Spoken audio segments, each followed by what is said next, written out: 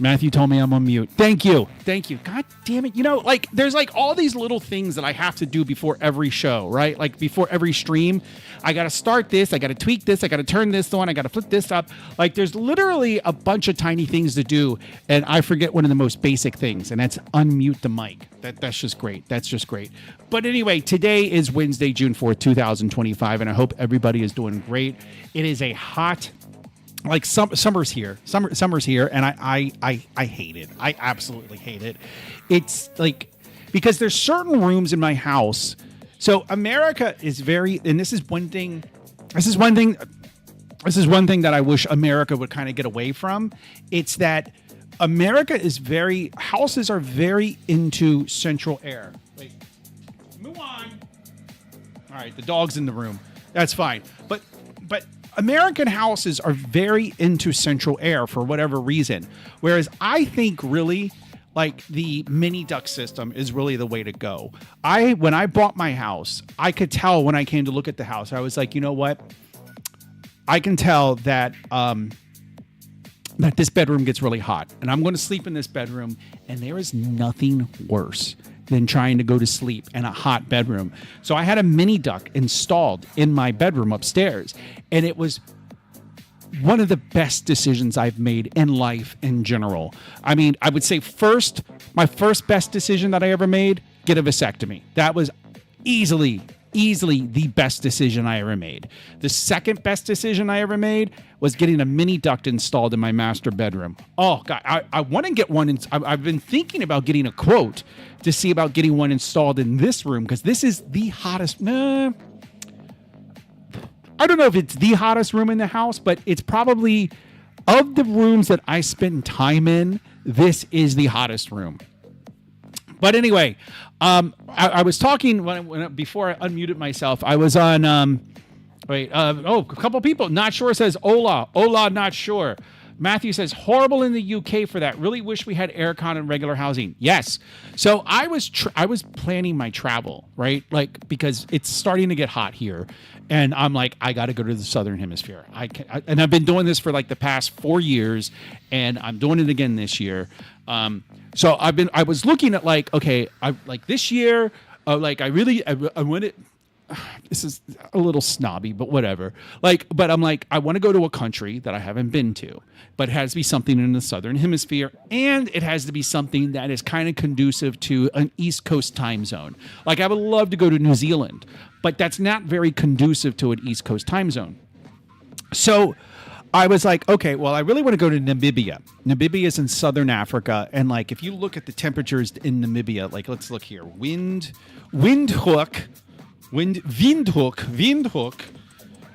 weather. Like, it's nice. Like, I mean, highs in the 60s, lows in the 30s and 40s. It's chilly. And so I'm like, okay, well, I was looking at what flights there are directly to Windhoek, and there's not a lot. Like, I was looking at what flights outside of Africa there were directly to Windhoek, and the only ones that there were, well, there were some, I think, in like Qatar, but I'm not going to go all the way to Qatar, but there were some in Germany. And I'm like, yeah, I was like, okay, I could go to Germany. And then I was actually thinking I could go to Brussels, and then I could like hang out in Luxembourg, because like, who goes to Luxembourg? And I was like, I could go to Brussels, I could take the train to Luxembourg, and then I could go to Germany and then fly to Namibia. And then I remembered this trip that I went on in 2006. My mother, my grandmother, my cousin, my girlfriend, my 2 sisters, and my daughter. There was a big group of us. We all went to Paris in July. And it was easily one of the most horrible experiences of my life, because Paris was under a massive heat wave. It was like this, at the time, it was this unprecedented heat wave that Paris was under. And of course, the hotel that my mother booked had no air conditioning. It was so miserable. It was incredibly miserable. I remember it was so hot that first I went to a store to buy a fan, just because there was no fan. There wasn't even a fucking fan in the hotel. So I went and I bought a fan, and it not only helped so much, but it was so hot. We would like, I remember taking showers just to cool off, like, because it was just so miserably hot all the time, like for the entire trip. Oh, it was such an awful trip. But I remember that trip. And then I went back. I went to Germany in 2014, 15. I went there in the summer, and it wasn't as hot as it was in France, but it was still hot. It was still incredibly hot. And that's why I'm like thinking like, so I went on Airbnb and I started looking at Airbnbs in Luxembourg City because I was like, I could fly into Brussels, get a hotel room. Then I could go to Luxembourg City and stay there for a week. And then I could go to Munich and stay for like one night and then fly to Namibia. And I was like, okay, well, let me find an Airbnb in Luxembourg City that has AC. No. Because of course, like, well, it doesn't get that hot in Europe. Like, why do you need that? But no, it gets fucking hot in Europe now. Like, and that's, I know. Not sure says Italians think AC makes people sick. That's why the Italians are sick. No. And actually, I'm actually struggling. Can I open up to you for a couple minutes? Can I share with you? So I am going. So on the 19th, I leave. I go to South Africa, and I'm going to be in South Africa for a week. And then I bought plane tickets to go to this little island in the middle of the Pacific. I think I may have talked about it before, but it's this little tiny island in the middle of the Pacific. It's called St. Helena. It's right off the coast of Namibia. Well, easy, somewhere. There it is, St. Helena. So this is, don't confuse this with the one that's a little further south of it, Edinburgh of the Seven Seas, where it takes them like 9 to 10 months to get Amazon. Here, it only takes them like 3 or 4 months to get Amazon. But I've always wanted to go to this island because it's a kind of a remote island, but it still offers the normal amenities. Well, I was looking for so I have plane tickets to go there. Like, I'm going there, and I still haven't booked accommodations. And I was looking for Airbnbs, and of course, I was looking for Airbnbs with AC. There is none. So I have two options. I can stay in an Airbnb that does not have air conditioning, and then risk it. But the temperatures, I'm like, oh, could I take it? Could I? See, St. Helena weather. Like I'm on the fence. Like, if I look at this, it's like a constant temperature of 60, but then the dew point is 60, and like 60's a dew point is like sticky but not too sticky. And so like I'm hot right now. Like I'm actually not quite profusely sweating, but I'm sweating. I've got this thing right next to, I've got this blowing on me full speed. Actually, I'm going to turn the air conditioner up because what's going to happen is there's a vent right under this desk that's like right under my desk. And if you're a man and you know that if you angle yourself right next to a vent while you're wearing shorts, every guy listening to this stream knows exactly what I'm talking about. With that air, if you're wearing boxers, like if you're wearing tighty whities, first of all, don't. But if you're wearing boxers and you're like right by a vent and you get it just right, that breeze, oh boy, I'm going to turn the AC on. Let me do that right now. Echo, where's my Echo B app? There it is. Oh my God, it's like 75 in this house. I'm turning that down. I don't know how I let it get so hot in this house. No wonder I'm sweating. But so I don't know what to do about this Jamestown. So my options are I can stay at an Airbnb without AC, or I can stay in a hotel room with AC. But the problem is it's a hotel room for a week. And it's like, I'll do a hotel room for like 2-3 nights. But any more than 2 or 3 nights, I'm going to want to do I'm going to want to do an Airbnb. Not sure says, isn't there a race war happening in South Africa? I think that's only in the farms. I think that's only out in the farms. I will tell you, I will say that South Africa was probably one of the racist countries I've been to, and it goes both ways. I'm not going to make any bones about it. Like there is, you could sense animosity. It was like in the air. I don't know how to explain it, but there were, and you know, for reasons, you know, obviously there's reasons, but you go to Zimbabwe where apparently horrible things happened, and there wasn't really that racial tension. And maybe it was because, like, I think like in South Africa, white people are like 13-15% of the population. They're a minority, but they're like 13-15% of the population, whereas in Zimbabwe they're like 2% of the population. So it's like I could see how I don't know. For some reason, that makes sense in my mind. Lack of AC could ruin it for me, at least. I'd probably take the AC and put up with the room. So here is the place is called Mantis. Mantis St. Helena. St. Helena. Yeah, it's a small room. I had to go on YouTube to actually, because I was like, wait a minute, does the room even have does it even have a TV? I couldn't even tell if it had a TV in it. But it does. So I found the video. Oh no, okay, that's Addy Goes Live. That's me. That's a great channel. You guys should subscribe to it. Mantis St. Helena. So that's the hotel. And then so I mean, it's nice, quaint. Okay, that's easy. That's great. And then there's a mini bar fridge. So I called them. Actually, I called them last night. I was supposed to call them today, but I did not, because I called. I mean, that's nice. They had the adapter for like every place. They got a safe. I wish they had a little kitchenette. But this is, and you can see the mini duct up there in the corner. So they do have a mini duct system if it gets too hot. And it's right by the water. So maybe I'll go with that. My wife says I should go with the hotel, because she's like, but I want to cook. Like, that's the thing. I want to, like, part of the reason I go to these places is like, I want to go, and I like going and experiencing what it's like to live there. Right. So part of that is like one of my favorite, like, if you look at my channel, one of my favorite things, Addy Goes places. One of my favorite things to do is go grocery shopping. I like to go to a new place, go grocery shopping, and then cook. And like, because that's what people that live there do. And I'm not going to get that in a hotel room. And then I was talking to this bitch on Airbnb. Sorry, this woman on Airbnb. And I said, I'm a little concerned about the heat. And then she just like, kind of just like, well, then maybe you shouldn't travel here, because, you know, it just like this like whole paragraph of just like why I shouldn't travel to St. Helena if I'm going to be complaining about the heat. And I'm just like, cunt. Like, did I say that? Like, I mean, no, I'm like, Jesus Christ, woman, like, calm down. So so that's like one place out, like I can't stay at. But, you know, Not Sure says you're braver than me.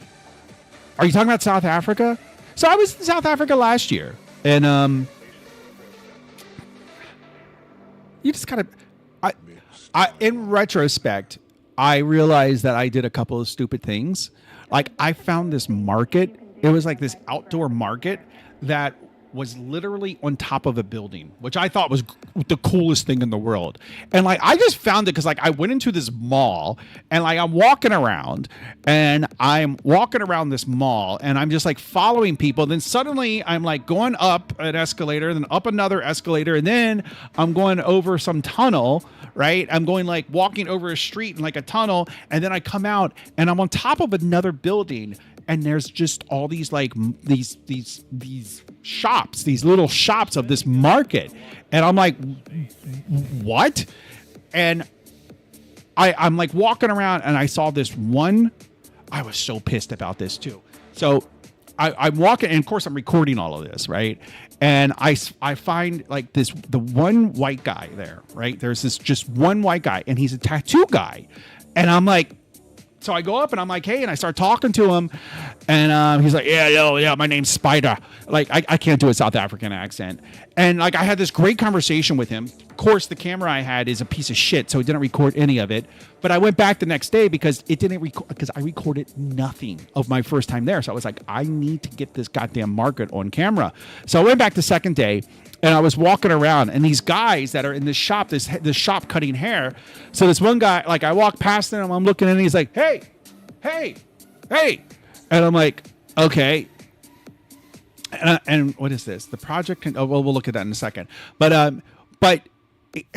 so I'm like, hey, yeah, what's up? And he's like, hey, you need to go. And I'm like, what? He's like, you need to go. They're going to rob you. You need to go. And I'm like, okay, I'm leaving. He's like, yeah. He's like, there's stairs over there. You can get out over there. Go ahead. We'll watch you. We'll make sure you're okay, but you need to go now. And I'm like, all right. I mean, I do kind of stand out in South Africa. Like, in Africa in general, I do kind of stand out, right? Like, first of all, I'm white, so you stand out, and I'm covered in tattoos, and I look like me, like a middle-aged, overweight white guy. So I'm going to stand out in Africa. Not Sure says, I learned a hack today. You can fast forward a live stream to minimize the delay. Just click the 1 point. Yeah, I've done that before. I've done that like with the 1.5 speed. And Lisa says, hello, Lisa. And that reminds me, I should send out an invite to other people. Let me send the link to my buddy David, who was actually asking me, like, hey, you going to stream tonight? You're like, yeah, like I might join. I might come and, you know, just like listen to your stream for a little while. I'm like, all right, cool, man. Thanks for supporting the stream. And let's see. The project contains one or more deprecated packages. Do you want to open package manager? Open package manager. We'll open that so that I can click this and then I can move that. Let me send this link to, let's see, who do I want to send it to? I don't need to send it to Lisa. Oh, yeah. Oh, the air conditioner is on. Oh, the boys are feeling good. Oh, wait. Oh, there it is. There it is. This is what I was talking about. Not Sure says, Not Sure says, LOL Spider. Nice. That literally was the guy's name. His name was literally Spider. Like, so yeah, no, I got my Spider. Like, my name's Spider. Not Sure says, this is what I was talking about in regards to dependencies. The terrain editors have a lot of dependencies. Yeah, so at some point I installed the terrain editor on this instance. I guess I should call it, because I've been working on this game on my on this computer, which is Windows, obviously, and then I'm also working on my Mac. And I think I installed it here. Yeah, because there was like I remember there when I looked at it, there was a ton of different brushes. And let me.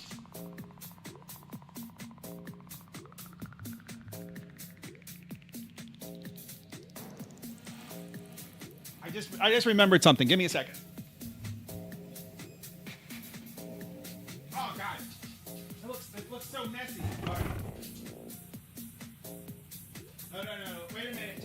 Just trust me on this, guys. Just trust me.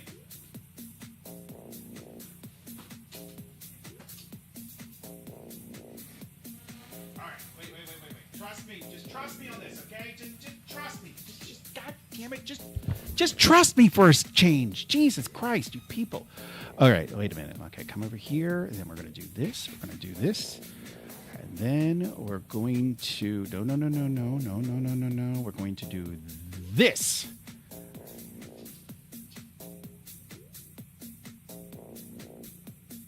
Oh. All right, that's what you get. There's my dog.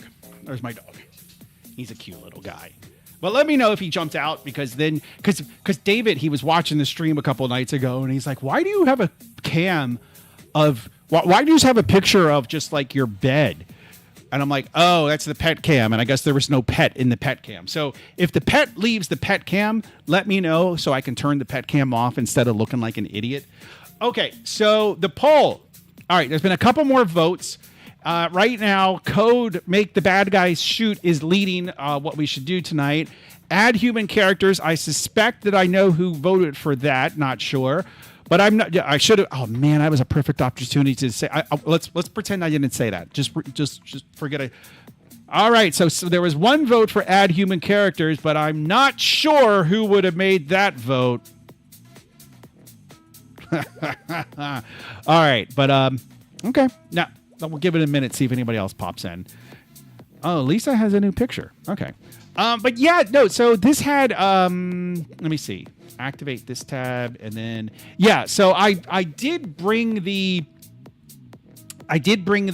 package manager, or not, like the terrain package. Like, so I got all the new brushes, and I got I was happy with the grass. I was like, ooh, there's lots of grass. I got really excited about the grass, because at first I was like, I was like painting in this view. I was painting the grass, and I'm like, what? It doesn't even do anything. And then I ran the game, and then I saw all the little grass, and I was like, ooh, that looks nice. Lisa says, I have a new picture. Yeah, like I can't really see it though, but this.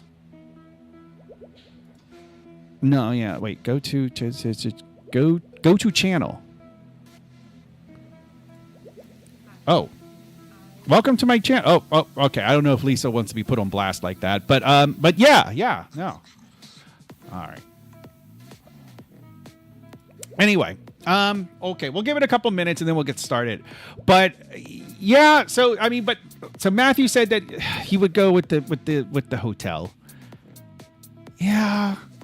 Yeah, I don't know, man. Like I really want to go cook. Like I really want to go to St. Helena and cook a meal. I want to go to the grocery store. I want to buy like ground beef and chicken and I don't know what else, whatever they have in St. Helena. Probably gonna have lots of frozen stuff because it's an island, and I want to do that, right? But if I'm not gonna do that, if I'm like. It's not going to be the same if I'm in a hotel, but at the same time, am I going to be too hot? And then also the woman who was a bit of a bitch to me, she like, I don't think she's going to like rent me the place. Let me bring it up. Now, I'm using my Naughty Boy browser for this because that's where I'm signed into Airbnb. So just beware of that, okay? But yeah, so if I go like right here, let's see, this is the house. This is the one I wanted, where the woman was a bit of a bi itch. But it looks really nice, right? Like it looks nice. It's it's got a living room, it's got a kitchen, and then it's got a bed and a shower, and it's got stairs. So it looks like a nice little house. And I was like, oh, I want to stay there. But I think she's going to be a B-itch, and then I'm not going to be able to stay there. So I'm going to have to stay. Okay, so let's look. Jamestown, those are the dates indeed. So this is like my other option, right? Because I have to stay somewhere that's downtown. Oh, her house doesn't even show up anymore. Did she make it unavailable? Wait a minute. Oh, wait. Okay, let's see. She blocked the dates out. That B.I. itch. Oh my God. What a B.I. itch. All right. Well, yeah. I guess I'm not staying there. All right. So my only other option is this one, where the woman is nice.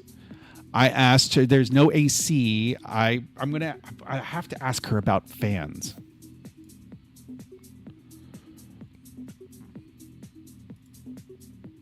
Let me see. Let's see. Thank you for your email, Fowler's Townhouse. 1 and 2 are vacant of the above dates. That sounds great. Are you able to provide any fans? I know there's no AC on the island, but it would be great to have some fans.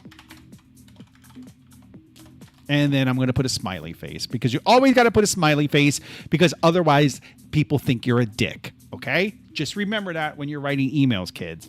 Okay, so let's all right, I guess we're going to do some code. We're going to make the bad guys shoot.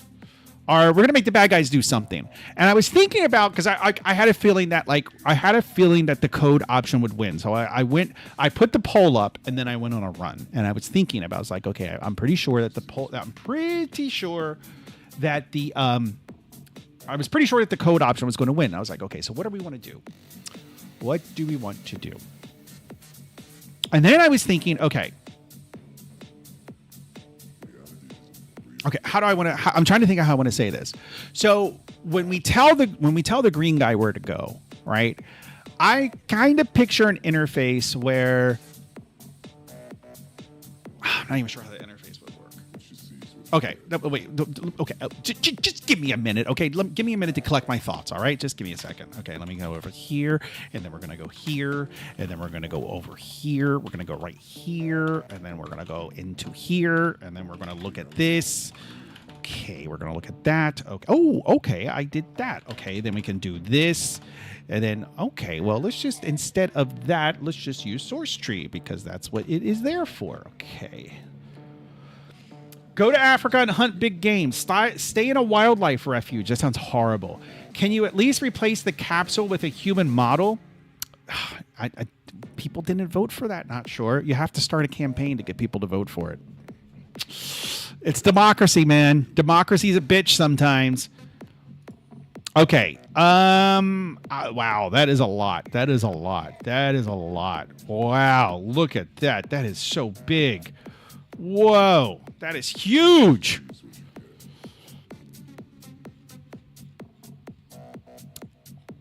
I have large file storage for GitHub. I pay like $100 a year for it. So I think we'll be okay.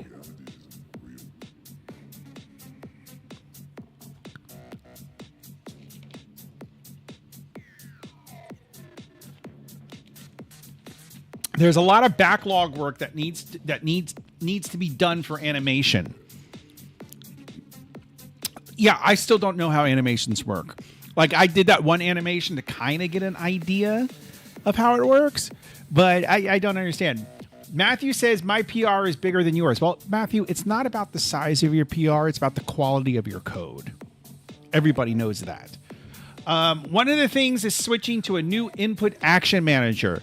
Is that thing? Is that the Unity input thingy? Where like, because like right now we're kind of using like if key code dot w, if the key code's w, do this. If the key code is comma, do this. But instead of that, you kind of make it more abstract. Lisa says, "Wow, that is huge. Something Addie has never heard a woman say in the bedroom." No, I've just heard a lot of crying in the bedroom. Not sure. It says, I tried to use GitHub for my Unity and it got rejected. Yeah, because you probably need large file storage. If you're not paying for large file storage, then you gotta pay the piper. Okay, that took a long time to check in. Let's see how long it takes to upload. Yeah, that's my commit message. Yeah, let's see. I wonder how big this is. Oh, boys, I didn't have dinner and I'm getting hungry. I feel like ordering a pizza or something, but I'm not going to. I'm trying to eat better, trying to live a healthier lifestyle somewhat. So what we're going to do is we're going to go back to master and then we're going to... I have LFS and don't pay. Well, lucky you. Do you get it through work or something like that? Must be different tiers. Maybe. Well... Yeah, I would imagine there are. Now I'm curious because if you're not paying, then why am I paying? Like, I don't know. That's not fair. That's not fair. Let me see. I don't even know where I would look for this. Settings?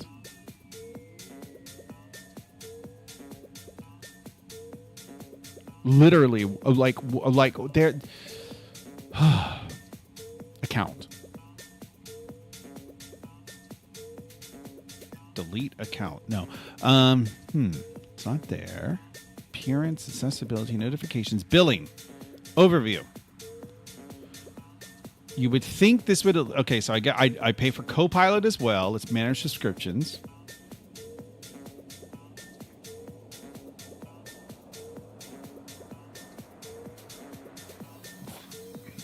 What? No, I definitely have large file storage. I definitely had to pay for it. Unless they've increased the amount of space that you can have in your... That's packages storage. Unlimited private, unlimited collaborators to 15 gigabytes of code spaces per developer. Of code spaces, though. That's... Of all my games on Steam, never had to pay for LFS. I had to pay for it a long time ago for that other game that I was kind of working on, and Lisa's going to know what this is, the Tommy Tudor game. I was writing this Tommy Tudor game. I'm sorry, not Tommy Tudor, Tommy Tucson. Let's be correct here. Tommy Tucson. And for whatever reason...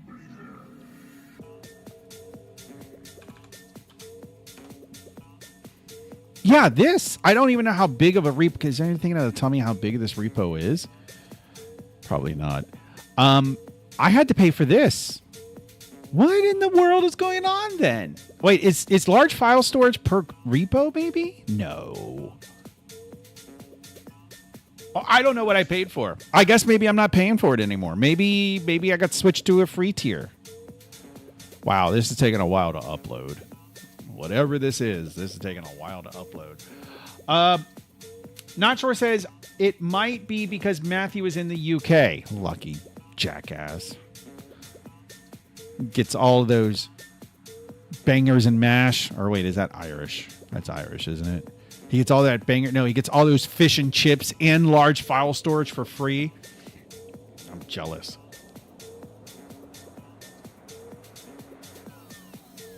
All right, this is taking a lot longer to upload than I thought it would.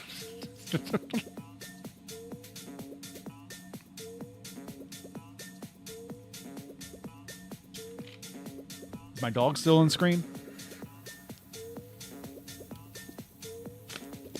He is. He's a good boy. He goes through these phases where I would say 70% of the time my wife is his favorite person, but then 30% of the time, for whatever reason, he'll just kind of switch and I'm his favorite person. But he has been in a period where I'm his favorite person for an extended time now. Like, it's a little unusual, and we're like wondering, like, what? And of course, he is doing this as I'm about to leave in less than in 15 days. 15 days from today, I leave, and I will not be home for 2 months. I won't be home for 2 months. And like, that just makes I feel so guilty. I feel so bad about that. Okay, is this going to load either? So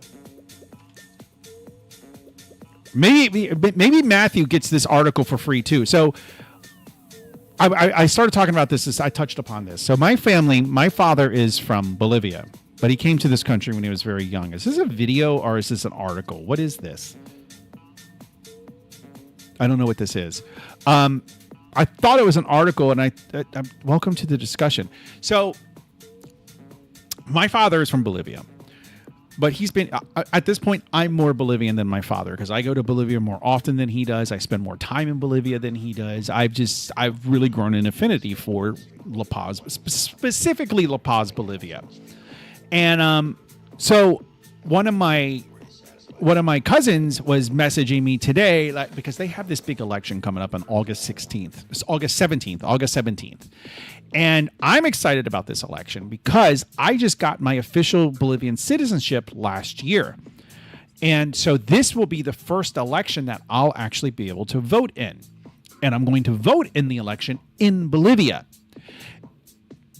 However, my cousin is severely trying to talk me out of not coming. So, because there was an election in 2019 where, so let's back up. Okay. Who's ready for a Bolivian history lesson? Who's ready for, because I know you came here not to learn about programming, but you came here to learn about Bolivian history, at least modern Bolivian history. So let's start in the year. Well, let's see, check out. I think I can program and talk about Bolivian history at the same time. I'm going to try that. I'm going to do my best. So for a long time, Bolivia was like one of these states that was like one of these Central and South American states that was kind of just corrupted, and you would have coups all the time and dictators that were installed by the United States and things like that. Like, Bolivia was very corrupt in that sense. But then, so it kind of came to a head at around 2001, 2002. So they had this president. His name was Goni. And Goni was a Bolivian citizen, but he was born in Bolivia, but then went to America, and he grew up in America, and then he went back to Bolivia. And then he was, of course, he was very friendly to Americans, to American politics in the region. And so, of course, America put a ton of money into his election, and he won, even though he spoke Spanish with an American accent. They called him Goni. Goni doesn't really mean anything. It was just his nickname, from what I understand. But then there were protests, and there were protests about, there were the Bolivian water protests, which actually there was a James Bond movie that was kind of loosely based on that. But it's the one with Daniel Craig, and they're in Bolivia with the gay guy and the water and the thing. You know what I'm talking about. The Thing. What are we going to do? I don't know. So you have, basically what happened is you had these foreign companies come in, and they were like, well, you have to start paying for water now to these poor Bolivian peasants. And they passed all these laws. So what like if you go to Bolivia, you see these huge water tanks on top of houses because people would just collect rainwater and that would just be the water for the house. Oh no, well no, they passed a law that was illegal. You have to get water from the water utility. Oh, and by the way, the price has gone up fivefold. Like it was ridiculous. Like it suddenly water was more than people were making per month, and they could and this just sparked widespread protest. Bolivian water protest. There's probably a wiki page for it. So huge uprising, and then Goni, the idiot that he was, he sends the army out to the protesters, and there were casualties, and there was that which of course just enraged the people even more. And Goni was basically ran out of the country, and then there was a power vacuum, and then so suddenly they had like a temporary government installed, and then they were like, well, we're going to have democratic elections, and then you had this guy Evo Morales, and I remember when Evo Morales kind of came on the scene. And because this was like in the early 2000s, and I was really interested in Bolivian politics. I was really interested in Bolivia, but that was kind of before I was spending as much time as I spend in Bolivia now. And so Evo Morales was he was an indigenous, because all the leaders had been like basically of Spanish descent, white people, whereas Evo Morales, he was an indigenous person, and so he was. Basically, everybody knew he was going to be the next president because he was very charismatic. He was very popular. People liked him. He was making all these promises. So I think it was around 2006 or so. They had an election and he won the election, of course. And then he was like, well, we need a new Bolivian constitution. So they had a constitutional convention and they rewrote the Bolivian constitution. And then they had another election, right? So, and then Evo ran again. So here's where it gets tricky.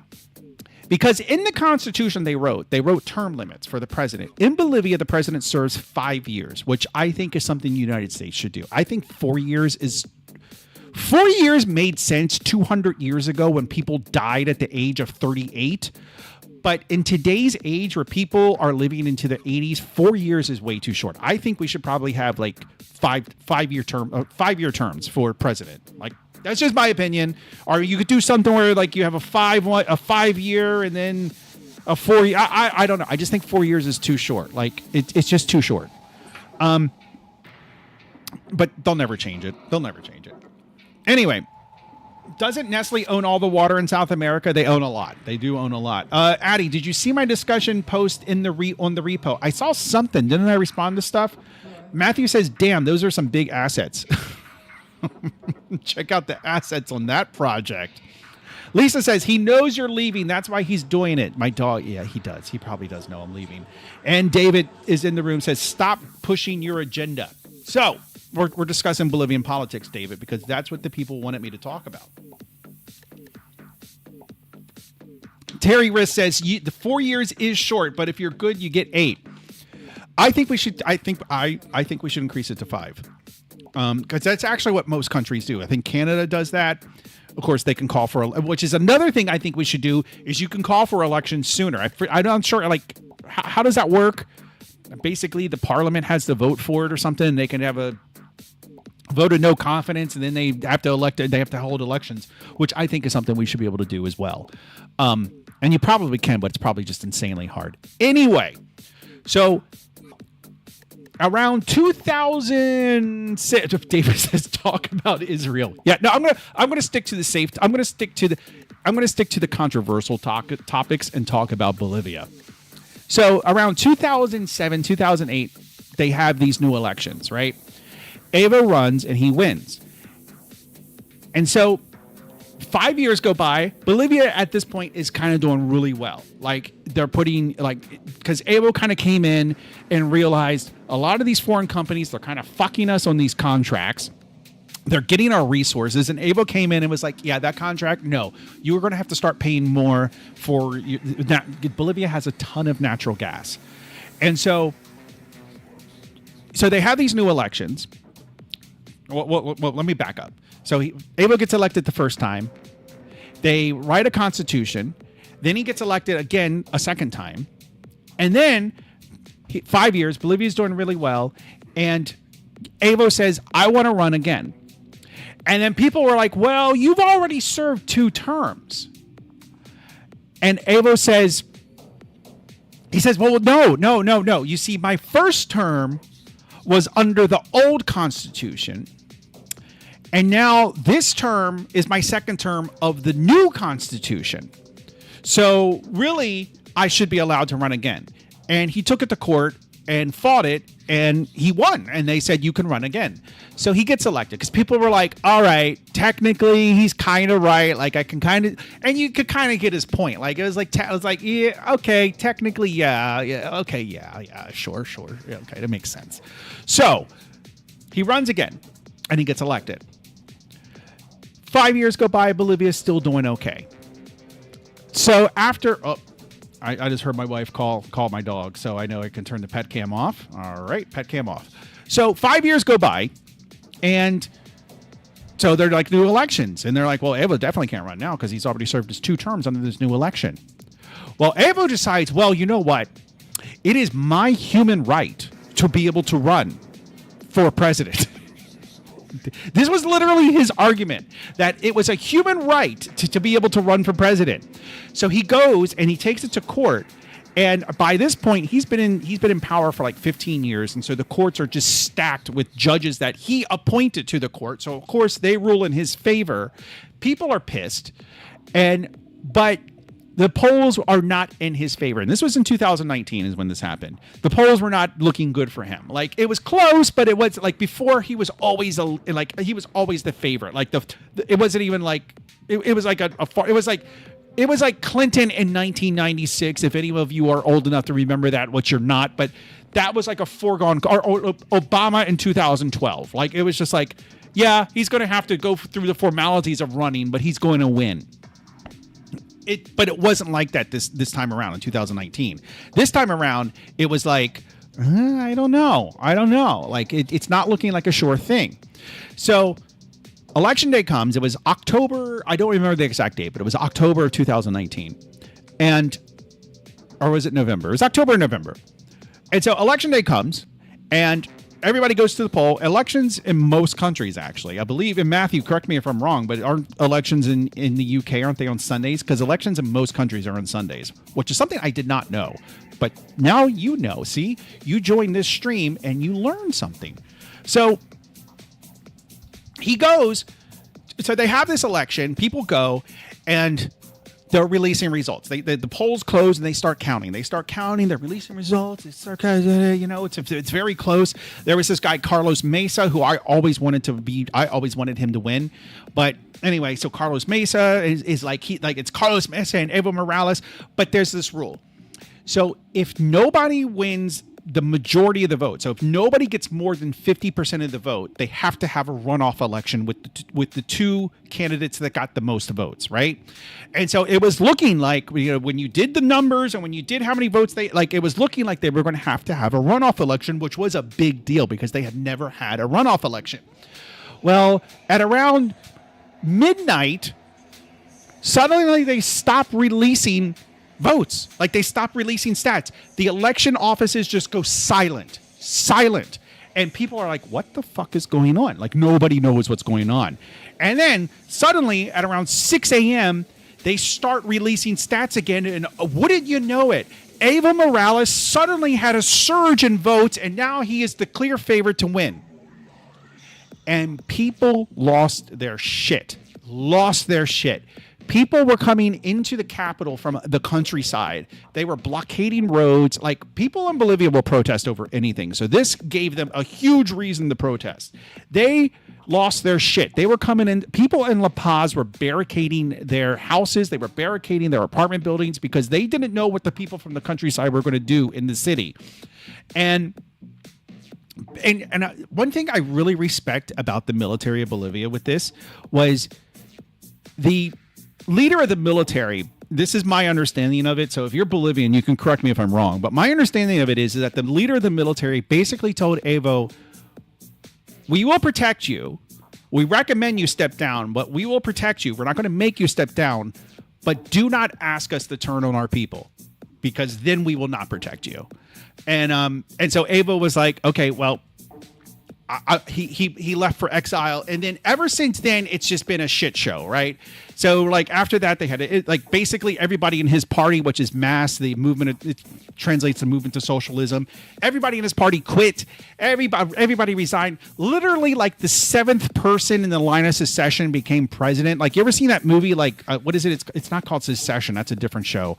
What was it? It's with Kiefer Sutherland, and like he becomes the president because he was like the Secretary of Education or something. It was literally like that. Like this woman, Juanine Áñez, became president. I think she might have been the Secretary of Education actually, but something like now I got to look her up. Juanine Áñez. I'm probably there it is. But she became president. She's in prison now. But she became president. Then they had new elections, and then you had this guy Arce get elected, and that is who is president. Designated survivor, Matthew. Thank you. So this guy Arce is now, he is the president today. He won an election I was there for that election in 2020. Yeah, because it was like when things were starting to open up after COVID, and then I went down, and and people were like, the people were a little tense, right? They were a little tense because it was like, ooh, it's like because the last election there was nearly a revolt and a revolution. Like, what's going to happen? And then, but it went smoothly, and people didn't like the fact that Arce won, but they accepted it because they accepted that it was a fair and free election, which I probably was, maybe, I don't know. But it was a little suspicious because this guy was like the second in command to Evo Morales. So anyway, he's been president since 2020. Well, now here we are in 2025, time for a new election. And they have said definitely, like they wanted to prevent Evo from even coming back to Bolivia because he fled to Peru and then he went to Mexico, and they wanted to prevent him from being like Juanine Áñez, the woman I showed before. She actually did say if Evo comes to Bolivia, he's going to be arrested. But then when Arce got in power, he was basically like, Evo can come back to Bolivia, but he's done with politics. He's done with politics. But now Evo is saying he's going to run. And from what I understand, he is launching a write-in campaign. And he has a very loyal following. So Evo is many things, but another thing that people have accused him of being is, how can I put this without this stream getting flagged? Let's just say that his girlfriends, he's not married, he doesn't have a wife, it's suspected he might have like a couple of children, but he's never been married. But his taste in women, he doesn't like aged wine. Let's put it that way. He likes very young, like he likes very fresh wine. And so they wanted to arrest him. He was in Bolivia. He was like out in the countryside. They wanted to arrest him. And there were the people of the countryside who were very big Evoistas, is what they call them, Evoistas, supporters of Evo Morales. And the people in the countryside, they were basically like, no, like they stopped the police from coming in. They stopped the army from coming in. They were like, no, they were protecting Evo. So now it's very, very tense because Evo is now, what this article, where did it go? It doesn't matter. But basically, Evo Morales is like making his way to La Paz, the capital, one of the capitals. It's debated if it's the capital. And so it's this big thing because he's trying to mount this write-in campaign. You have these other people that are running for president. But if Evo doesn't win, or the people who support Evo, they're going to freak out and blockade the roads. And then if they blockade the roads, then food doesn't get into La Paz. And that's happened before. And it's never turned out really well. And so it's just like, what's going to happen? And so that's why I want to be there, because I want to see what's going to happen. I watched the movie Civil War, about the United States Civil War, and it was it was a decent, like I told David, it was pretty okay. David wouldn't like it because you got to pay attention, but it was pretty okay. But the thing about it was, like, the photojournalists, it centers all around the photojournalists, and I get that. If I was a young man, which I am not, neither is David, so shut up. But if I was a young man, like I could see myself becoming a wartime photojournalist. Like, I get that rush. And that's part of why I want to go to Bolivia for this election, is kind of to like satisfy a little bit of that desire, if that makes any kind of sense. I'm going to catch up. I'm going to catch up on the chat, and then we're going to do some programming. I swear to God, we're going to do some programming, okay? Let me just catch up on the chat. Talk about Israel. So how about Gaza? Terry Riss says, Lisa, I'm listening and posting on AMB. I promise not to cancel you, Addie. Thank you, Lisa. I appreciate that. David, this is the strangest gender studies class I've been to. Terry Riss, game dev Bolivian politics. My ADHD is pleased by this. Terry Riss, I was born in 88. I remember Clinton and Monica both. Yeah, but if you remember the elect, oh my God, I got to shut the door.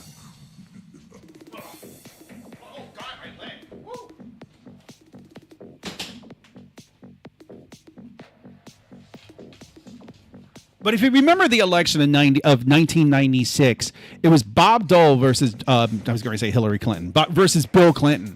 And it was just like, you just knew. Like, everybody knew. Like, Bob Dole had to go through the motions. He had to do what he had to do to go through the motions. But everybody knew Bill Clinton was going to win. David, vote for Monica. I'd vote for Monica. Matthew telling me designated survivor. David has a bunch of mess. PSA, McDonald's is bringing back the snack wrap. Good to know. I can't be the only one excited. You're suspicious. He eats people. Lisa, I heard about the snack wrap. I'm excited. David, accurate. Lisa says, Arby's has a good snack wrap substitute. Lisa says, in 1996, I was 10. Yes. I mean, I am old. I know that. 1996, I was legally able to drink. I had a 3-year-old daughter in 1996. Yep. Okay. So we have to talk about this guy's state. What I was getting back earlier is I was thinking of ways, how could we tell the green guy, like let's show the people like David and Lisa who don't know what we're talking about. Let's show them what we've done, right? So here's the guy here's our guy, right? This is green guy, right? And he's kind of our friend, and you can see he's just kind of idle. And then we go over here, and then we can set a place on the map. And then, of course, I'm going to turn the music down a little bit. I was very excited about this because, let's see, let's name the label Spot 1. And then I could go back to green guy and I can say, hey, you go to Spot 1. And then he's going to go.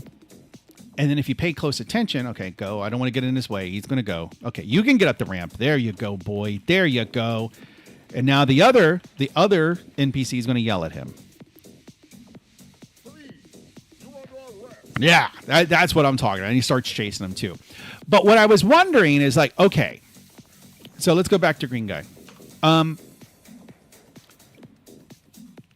So it would be good if we could tell him to go to this spot, go to this spot, right? So I could see some interface that's here where you have on one column, you have all of the spots. Obviously, it's going to have to be a scroll control. And then you can drag them to the other side. And then you can order them, and then you can press go. And then he'll go to the spots in that order. And that would be a good way to kind of get him to be able to avoid people to do avoidances. But then I was thinking also, okay, so what is that going to look like pragmatically? Like how would we actually program that? So that's where I talked about this a couple of weeks ago. Is I talked about the concept of stack behaviors, where that's a good example of one where each spot we would just have a stack, and then the state, it would be a stack of states, and then we would push the first one. That would be the oldest one. Well, first in, last out. Right, first in, first out. No, first in, last out. Anyway, the details. But we would have some kind of stack. So we would stack different states, and then he would be in that state, and when he completes that state, that state would go away, and he would pop a new state from the stack, and then he would be in that state and repeat until he had no more states to be in. And then, of course, I was thinking, okay, so now you have this stack of states, but that's very concrete, right? So what happens if you tell him to go here, and go here, and then the pink guy starts shooting him? Like, is it going to make sense for him to continue going to continue traversing those states? which would be suicide, essentially. Now I'm definitely going to get flagged by YouTube. But so there would have to be some mechanism of an override. That's kind of what I was thinking about. There would have to be some conditions under which the stack of states would basically get cleared, and then it would be some type of escape state or, fight back state or whatever it is. But I think we can start small tonight, and we can just simply make the pink guy shoot. I think if we just make him shoot. But that actually is a little tricky, because how do we want to do this? Does he have a gun? Do we just want to have... Well, I guess we could just do it like we have with the guys that were spawning. Let's start with that. All right. So let's go over here. See, we're actually going to do some programming. I swear to God, we're going to do some programming. Arby's has a good snack wrap. I was 96. Oh my God, so old. You are you are really old, Lisa. You are. Oh my God, look at the size of that text. Oh my God. Why has he got to be green? He's got to be green because he's green. Your engine. I don't know. Are you talking about Unreal? No, this is not the Unreal Engine. Lisa says, LOL joke. David says, basic. Matthew, do we have a gun model? We do not have a gun model.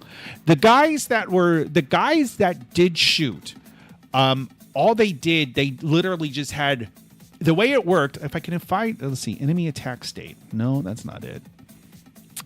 Where can I, NPC shooter, here it is. All it did was just do a raycast every 5 seconds. It was very, very basic, very, very rudimentary. It did a raycast every 5 seconds, and if it detected a collision, it basically just did a take damage call on that object that it collided with. This should be somewhere in here. Let me see. Play one shot. Should be take damage in here somewhere. Take. No. Yes, there is. Take. Oh, that. Okay. Yeah. So yeah, hit collider, get component, has health, take damage. So that's how we were doing. It was very, very rudimentary, very, very basic. Not sure. Do we want to add bow hunting to the game? If so, we might want to do physical projectile. Remember, we had a big, long conversation about that a few weeks ago. Actually, I guess maybe it was a couple of months ago at this point. But remember, we were talking about that when I discovered, I did not know this, and I still think it's cheating, that a lot of games just do simple raycasts for shooting. I would think that something like Call of Duty, of which David is a big fan, I would think Call of Duty would have actual physical, obviously they're not actual physical, but I would think that Call of Duty would have actual models for the bullets and have some type of logic for the bullet actually traversing through the scenery and impacting something or not. Whereas what AI told me, and AI is always right, but the AI told me that most games like Call of Duty will just do a raycast. It's instantaneous. That's how we got started on it, remember? Because we were talking about, is the hit, or do games do the hit instantaneously? But you would, it takes time for the bullet to travel. Of course, it takes an imperceptible amount of time most of the time to travel, but still, it does take time. It varies per game. Squad had bullet drop. Counter-Strike doesn't. Raycast is more performant. Yes, of course, Raycast is more performant. So I get why they do it. It still feels like cheating, though. So what? Okay. So he goes from what does this pink guy? He changes state. What is the state he changes into? Call of Duty have used raycasting and use maths. Oh, so British with the maths. Call of Duty have used raycasting and use maths to determine the trajectory. Actually, there's two very British things in that sentence. Maths is one. Who can find the other one? Can anybody else? In that sentence, Call of Duty have used raycasting and use maths to determine the trajectory. Who can find the two British things? I gave you one, maths. Who can find the second British thing in that sentence? Matthew, you can still have a motto follow the trajectory. Yeah, I don't think we need to. At least not now. I'm trying to decide how I want this guy to behave, though. So, why didn't he change state? Is he going to follow me? He's not following me. Follow me.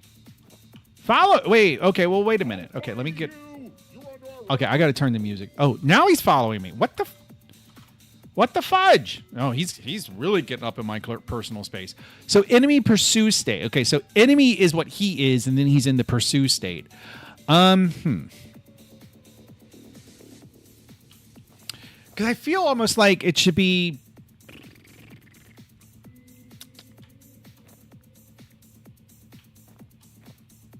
Yeah, he moves too fast too. That was another problem we had. He moves too. So see how sometimes he gets up in your face, but then sometimes he doesn't? And I'm wondering if that's because when I do the detection for him to stop, so let's see, enemy, it was enemy pursue state. He's still the enemy pursue state. Enemy pursue state. So when I do the detection for him to stop, which is right here, it's almost like he's moving, like he's far enough away from you that he's going to keep getting closer. And then the next frame, he's gotten so close to you, and then now he stops. But it doesn't seem like he'd be moving that fast. Does that make sense? Does what I say make sense? Did that make sense? And I'm still waiting for somebody to figure out what the British things in Matthew's sentence was. Two very British things. I already gave you one. What's the second very, very... even Matthew should know what this very British thing is. There's one very, very British thing, and that's the maths. But there's also a very British thing. Can anybody find the very British thing? Okay.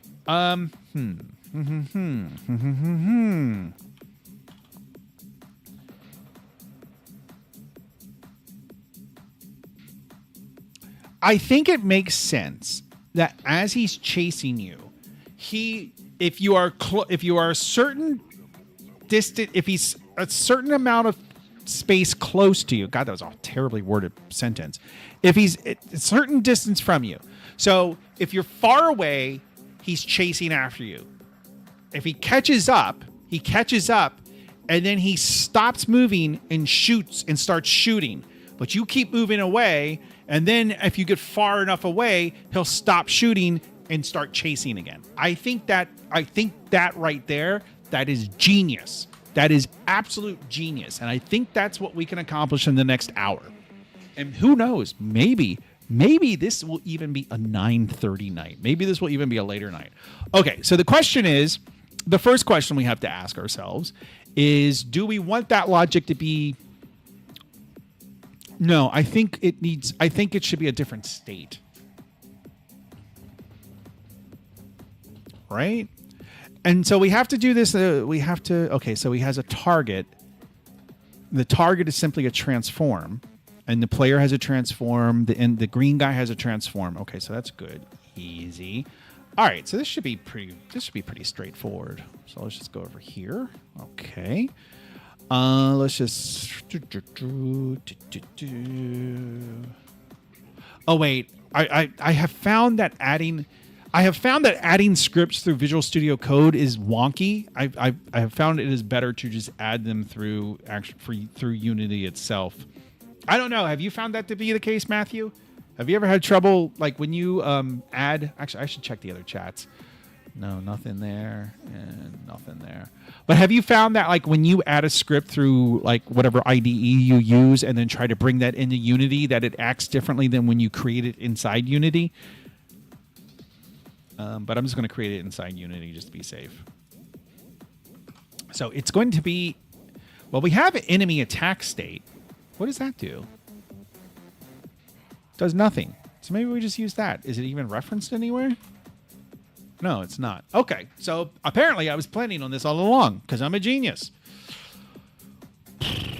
Okay, so I think what we could do, so we have a stop distance. So what is that distance, and how do we determine that distance as how close he has to be in order to start shooting you? It should be per NPC type. So it should be a property that is on the... prefab, I guess. Where did my prefabs go? This project is getting so out of hand. It's so messy because it's my first Unity project. So it's just like shit's just everywhere. Like I don't know where like okay, so NPC patrolman. We could put it here.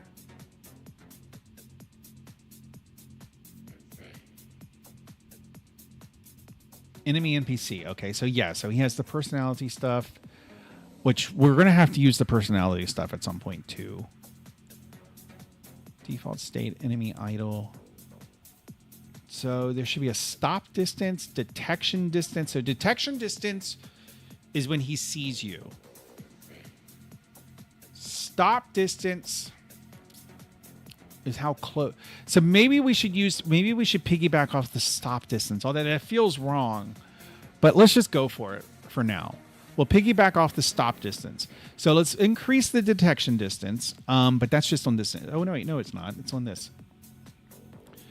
Let's increase the detection distance. Let's double it just for giggles.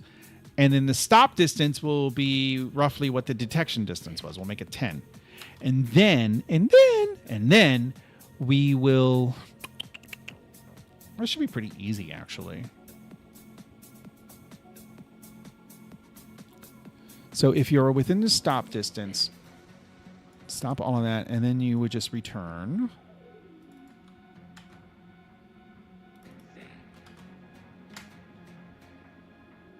No.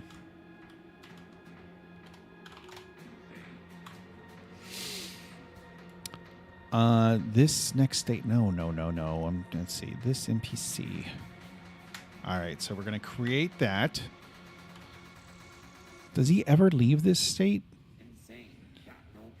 Yeah, no. Once he's in the pursue state, he's always in the pursue state. Oh no. Apparently, I set a next state at some point. Well, let's figure that out. Like, where do I do that? Okay, all right.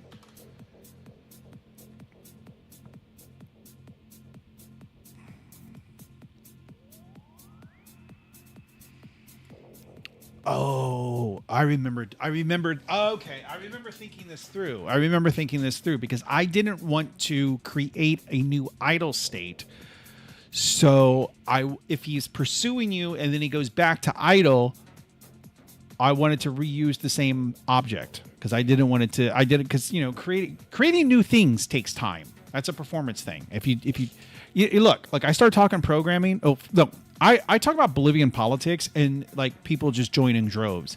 I start talking programming and people just leave. So what that tells me is I need to dedicate this channel to Bolivian politics. Like I think the writing is on the wall, boys. I think that's what needs to happen.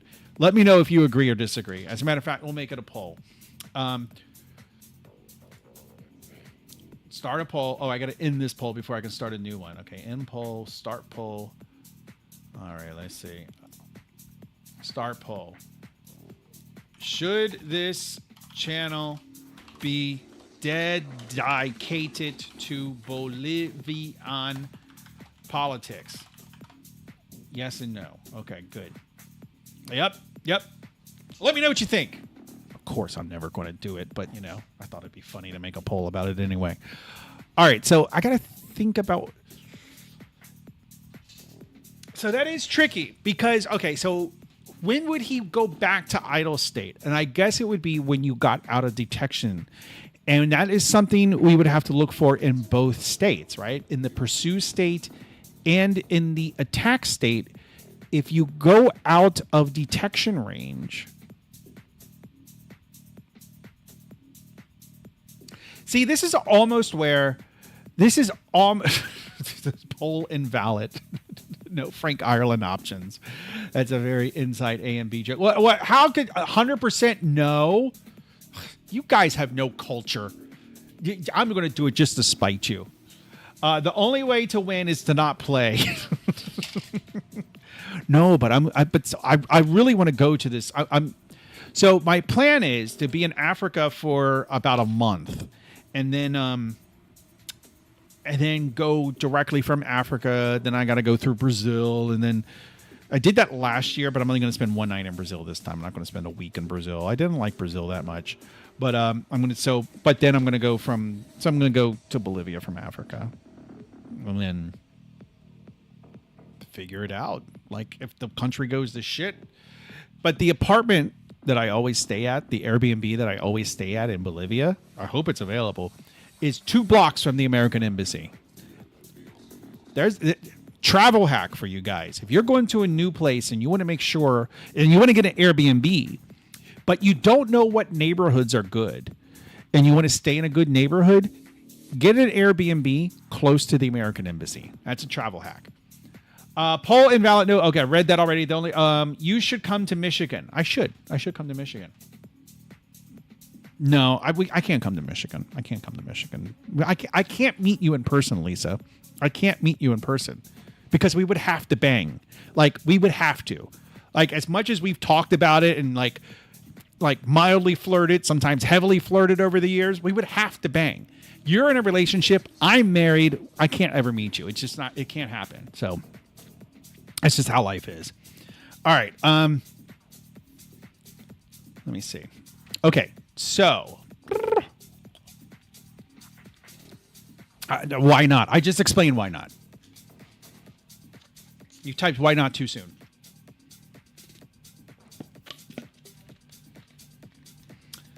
This is where this. Okay.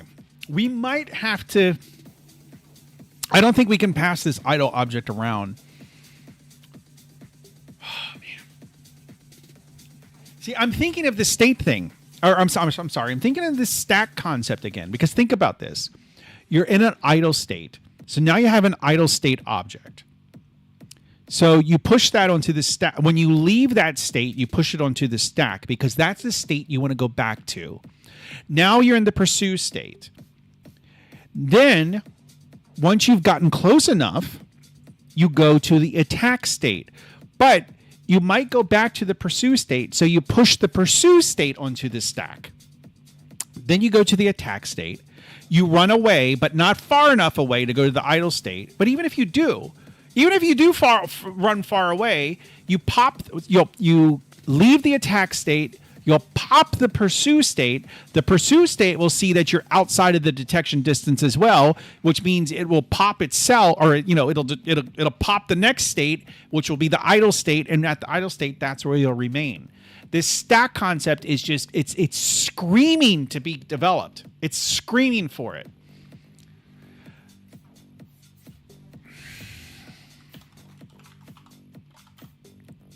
And we have the perfect class for it. Like, we have the perfect class to put it. I mean, we kind of have it. We kind of... Oh, wait, do we? I was going to say we kind of have a concept of it, but it's in the wrong place.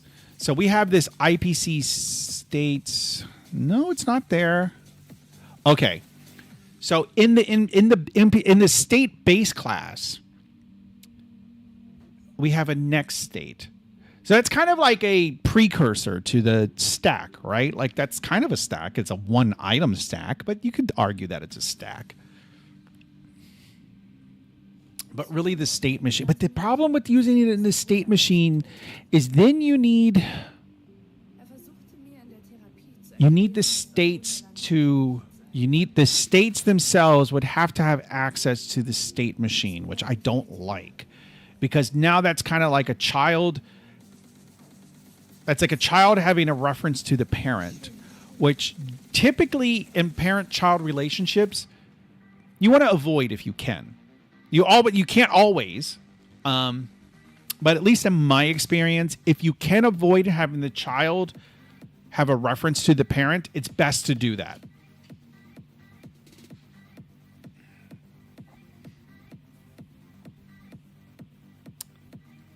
All right.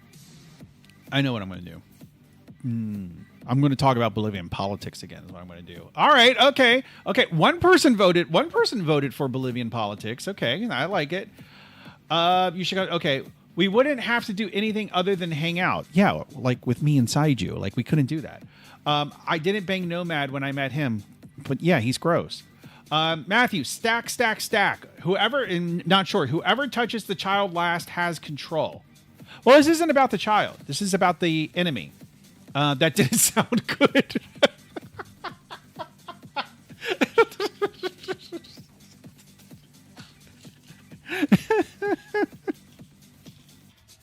No, it didn't sound good. Okay, so if we have a stack, the stack has to be a shared object. We could... has to be a shared object that all the states have access to. I guess maybe we do have to have the states themselves but then, see, that's so ugly because, okay. Oh, Jesus, I wish Razman was here because I just had a thought. No, actually, it wouldn't work. But if we're talking about Razman, you know what my thought was. For a split second, I was trying to think of something that could be easily accessible from everywhere. You know that, and it wouldn't need a reference to that. You could just come on, you guys. You got to know what I'm talking about. Something that I could have universal access to without an actual explicit reference. Come on. And Razman would be happy, but it wouldn't work for this because the model I'm describing in this context is not the thing. And Not Sure got it with a singleton. Yes. Not Sure posted. Is that supposed to be the Bolivian flag? Because if that is supposed to be the Bolivian flag, I am offended. I am literally offended because the Bolivian flag has an emblem in the middle. It has, or is it called an emblem or whatever it's called? Bolivian. Yeah, this thing in the middle, coat of arms. Yeah, it has that thing. Matthew said, "I just made a couple of those, a couple singletons. You should reconsider your life." You should reconsider your life. I was going to say you should reconsider what you do for a living, but you should just reconsider your life. Okay. The only thing I don't like about having the stack in the state machine is now every state needs to know about the state machine. And in order to do that, you have to pass, like when the state...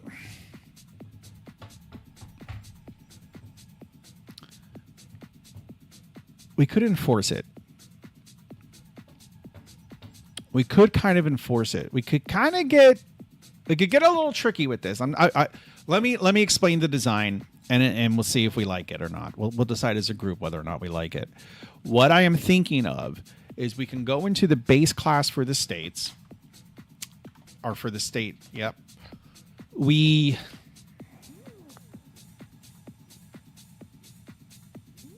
Oh no, that's not going to work. Wait a minute. I was going to say what we could do is we could make the constructors private. We make the NPC state machine a friend of the NPC state, and then we have create functions in the NPC state machine. But then we suddenly have to write a no. That's ugly too. That's very ugly. Unless, I remember so long ago. I think I've talked about. I think I've talked about how I learned to program in Pascal, and I programmed with Borland Turbo Pascal, and it drove me nuts. So I don't remember what the parameter syntax was in Pascal, but I'm going to make it up because you see this in there's a weird, I forget, I don't even remember what the syntax is to do it in C++. So I'm going to do it in kind of pseudocode. Okay, so it was like this: void do something, right? And then maybe here you have an int, but then here you might have something like, I don't know, var was an array objects, okay? And basically what this is this is basically an opaque data item. It's an opaque way of passing arbitrary objects as arguments. So you could do something like do something one and then hello world. Nope. Or you could do something. The AI doesn't understand what I'm trying to say, but 22 Fred. So basically, some way to say this function after this point, after the first parameter, any parameter after it can kind of be anything. And in C++, there's a way to do it. I forget the syntax. It's actually a C. It's a C method. It's a C way to do it. I believe there's now when you have vars and you have objects in C#, I'm sure there's probably various ways to do it. And then also in C++, you can also use templates to do it. But in Pascal, I remember there was some Pascal included code where they were doing this. They were invoking a function, and now I just realized what they were probably doing. But at the time, I didn't realize what they were doing. So at the time, it looked like they were doing something like this in Pascal.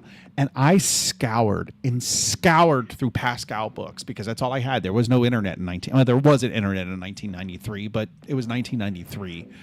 And I scoured whatever I could trying to find out how I could do that in Pascal, and I could not find it. So you know what I did? I called Borland customer service. I literally called Borland customer service to ask them how to do it, and the woman I spoke to had no idea. And I remember, I'm pretty sure she said something like, "Oh, I'll talk to the team and get back. We'll have somebody contact you or get back to you." And they never did.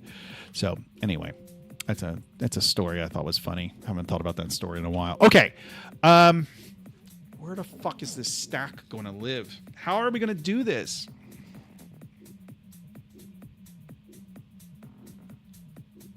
Because we've already kind of backed ourselves into a little bit of a corner here because we're creating like these state classes. They already have like custom, a lot of them already have custom constructors. Like this one takes an enemy NPC. Others take like multiple arguments. Like, no, I don't think that one does. So we've backed it. So we would have to go through and refactor every NPC state, which I guess isn't terrible. It's kind of to be expected. Ugh. I don't know, boys. I'm really struggling here. Not Sure says, "What's the problem? I was reading about Bolivian politics." Were you really? I think the one vote for this being a channel dedicated to Bolivian politics, that might have been from Not Sure. I might have been. This is because he didn't get his way with the human character. Why can't we have the stack on the base NPC class? Well, no, that's not going to work because the stack has to be shared among all the. Yeah, the stack's going to have to be shared among all the states, right? It's going to have to. The stack is going to have to exist outside of the state itself. Oh wait, no, base NPC class. Oh, well, let me think about that. So I know I said base NPC class, but my mind went to base state class, and that's why I said what I said. But base NPC class, that's a good idea because all the states have access to the NPC itself. That's a good idea. I would have thought of it eventually. I know I would have.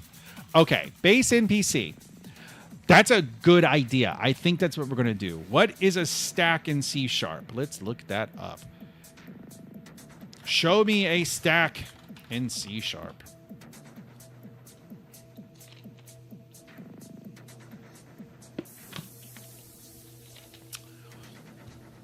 Okay. So this would be... It's not going to be serialized. You want each character to have its own stack. Yes, each character will have its own stack.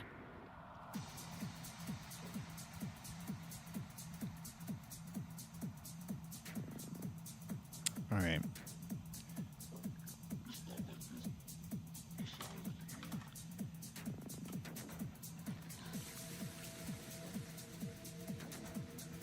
So it's going to be a stack of, let's put it right here.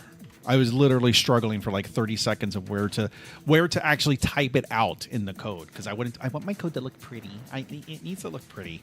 Okay. We're going to make Razman cry because he's not here, so we're just going to make it public. NPC state stack. Look, the AI knew exactly what I wanted. I mean, I don't know that we need I don't know that we need access to the current state.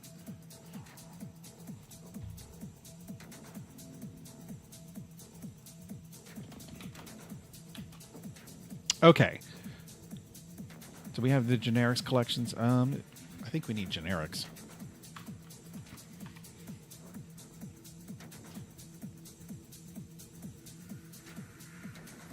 All right. But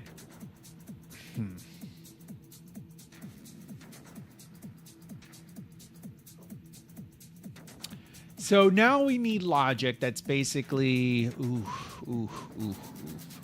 Well, actually, maybe it's not that bad. So how do we indicate? Now we might have to change update. We might have to change the state update, because we need a way to indicate that we're done with the state, that the state machine should actually go ahead and pop a new state. Right now we kind of do that with a return value. So would there be so I'm trying to think, like, do we still want to be able to support returning a state, or do we want to have it enforce that? Because let's take a simple example. Let's take the friendly. Let's see. I want to look at the state.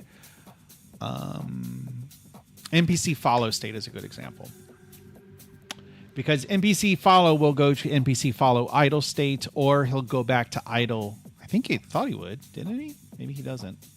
Yeah. No, he'll. Okay. Okay. Wouldn't it just be a list, then just add and remove? I mean, yeah, it's a stack, same thing. It doesn't matter. It's the same concept. But I'm going to use a stack because I don't know. I'm going to use a stack because the pop and the push, the pop and the push, the pop and the push. You want to push the pop onto the stack. Will there ever be more than 2 active states? No. 1 active and 1 fallback. No, but the fallback is kind of the state that's on the top of the stack, right? So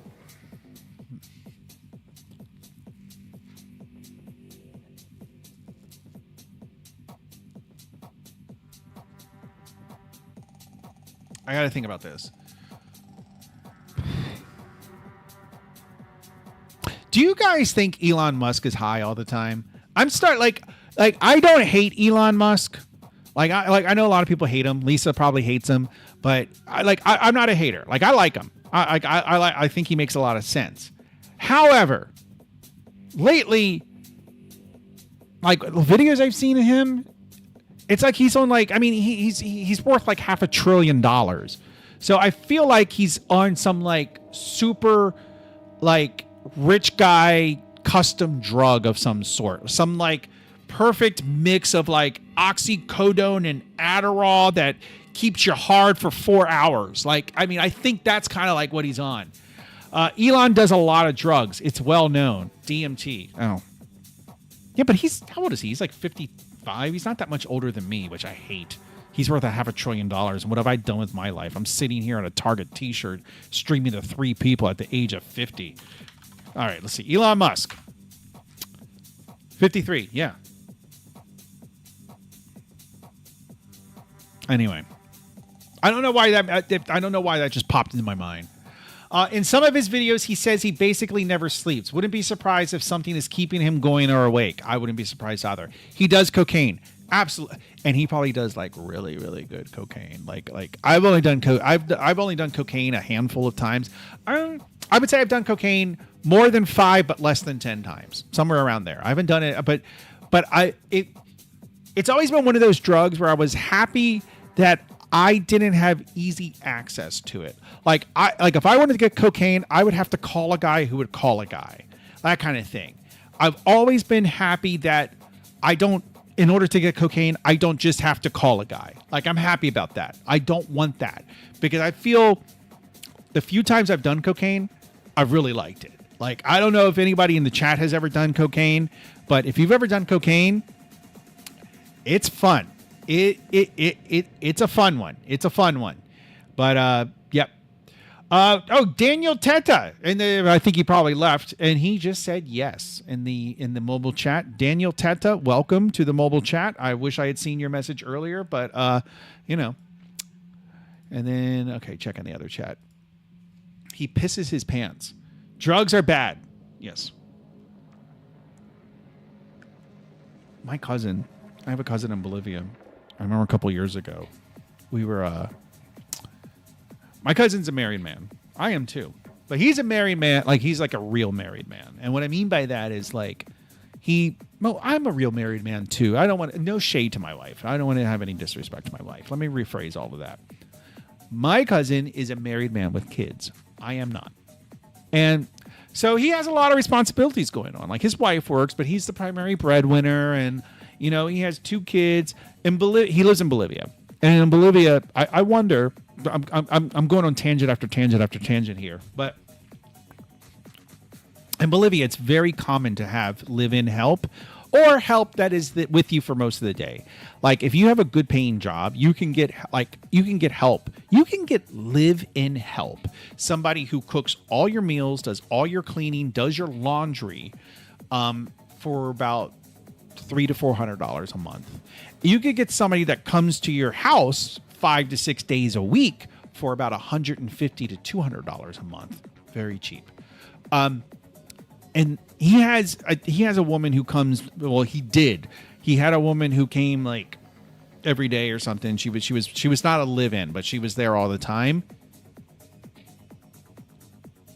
I'll just say that if I was his wife, I would make him fire her because she's a very attractive woman. That one. But anyway, I forgot what I was talking about. Oh, so he's a married man, right? And so he doesn't get to go out a lot. So years ago, when I was only going to Bolivia like maybe once, maybe twice a year, like a recent history, I've been going like 3 or 4 times a year. But back then it was like once or twice a year. He would use me being in Bolivia as an excuse, and we would go out.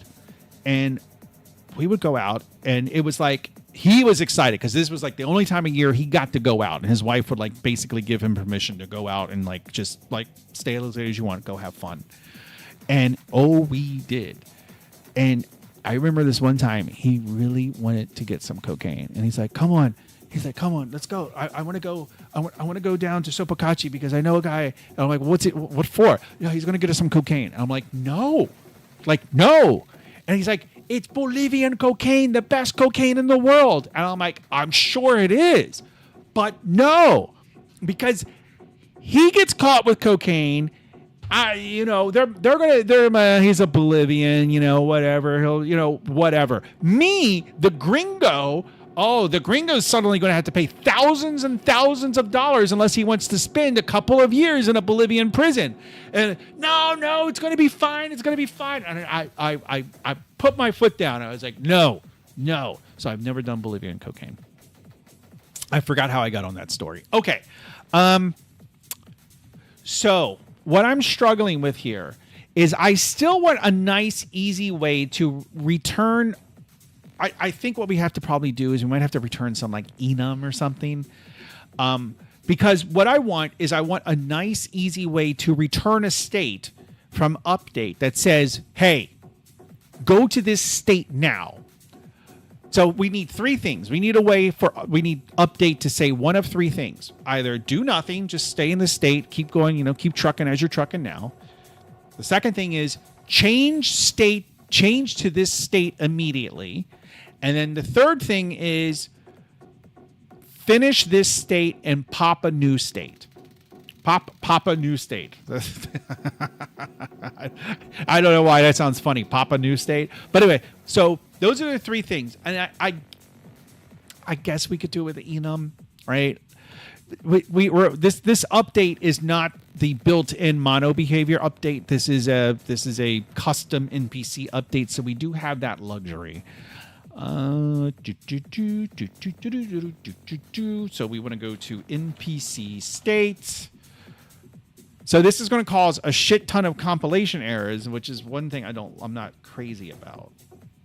Which is fine. We just have to work. We're just going to have to work our way through them. This isn't what I was looking for. Oh, it's in the. I think we can get. Yeah, to do. Do we really need / want this interface? I think we can get rid of the interface. I think we probably have a couple of references to INPC. Oh no, we don't have a couple. We have a few. Okay, so let's get started and actually like type something. What do we have here? This is scaring me. I don't know why a package. Why is that there? I'm going to... Okay, what's this? What did I change in basic? Okay, I just did some...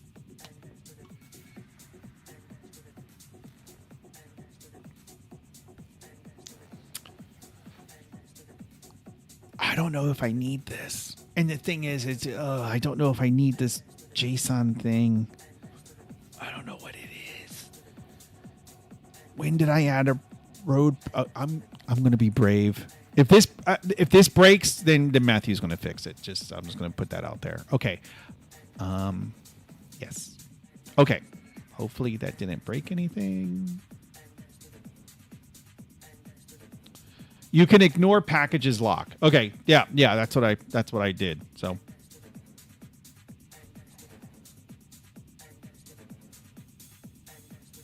Okay.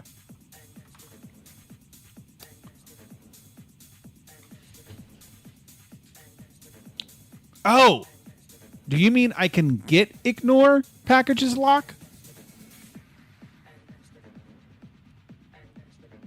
I'm going to wait. Let's branch.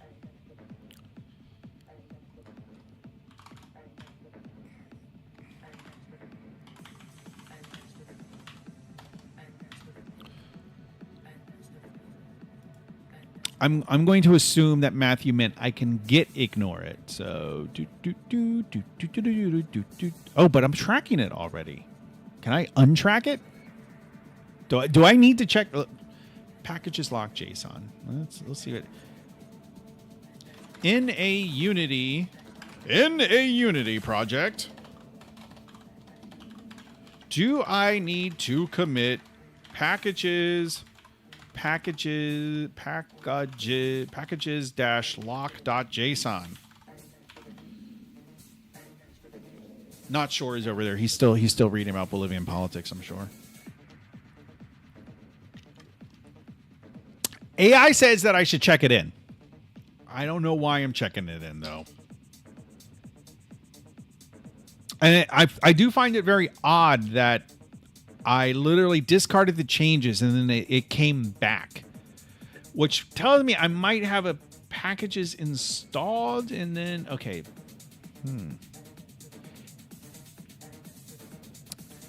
Matthew says, yeah, sorry, just double checked. I think you do need it. Dependency thing. Right. But why is it arbitrarily changing it? Which makes me think I have a packages on disk. It's seeing I have the packages on disk, so it's automatically updating the JSON. I'm just wondering, okay, so this is the Barmettler road system.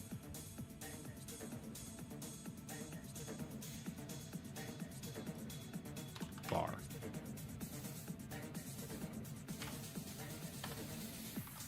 Oh, in packages.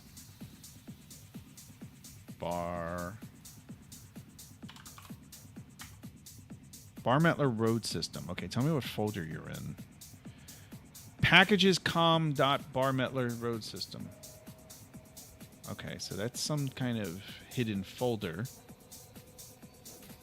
I'm going to delete it from disk just to see what happens. That's what we're going to do. A package may have updated, resulting in other packages updating their references to it. All right, fuck it. I'm just gonna commit it. Okay, base NPC.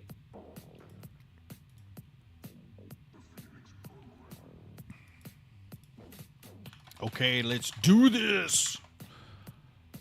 I kind of want to go back to talking about Bolivian politics, especially now that I know Not Sure was reading about Bolivian politics. Bolivia is an interesting country for many reasons. One reason being that, so if you look on Wikipedia, it will say that it has two capitals. But people in La Paz will say that Bolivia has one capital, and that capital is Sucre. They don't recognize La Paz as a capital, even though Wikipedia probably lists La Paz as a capital. People in Sucre will say the people in La Paz are correct. La Paz is not a capital. Sucre is a capital. So it's like people in Bolivia will tell you, oh, Sucre is the capital. Yet the president lives in La Paz. The parliament meets in La Paz. The only thing that's in Sucre is the court, like their version of the Supreme Court. But they call it the capital. I don't know why. But when the farmers want to protest against something, are they marching to Sucre? I'll give you a hint. No. They're marching to La Paz. So really, are you going to march to some arbitrary city to make your point across? Or are you going to march to the capital, to the seat of power? That's where you're going to go. Don't give me this crap. All right. Okay. So I wanted to check this in because I'm about ready to make a breaking change, I think. So what I want to do is I want to get rid of this. And so what we'll do with that is now we will just this is very brave of me, but I in high school my nickname was the Brave Kid. Okay, let me do this. Let me see. I'm going to get rid of this CS just to see if there's anything I'm missing. Doesn't look like it. Okay. This is brave. This is very, very brave of me. I should be commended for this. Okay, you ready?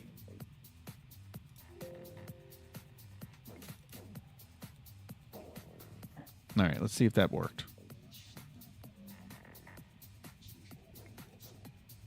Okay, just, oh, no. Okay, this is probably an unrelated error. Wait, what? Enemy attack state does not contain a constructor that takes one argument. Oh. Oh, I just added that. That's why it's like, okay, let me just do that. Just do that for now. Just want to make sure this compiles.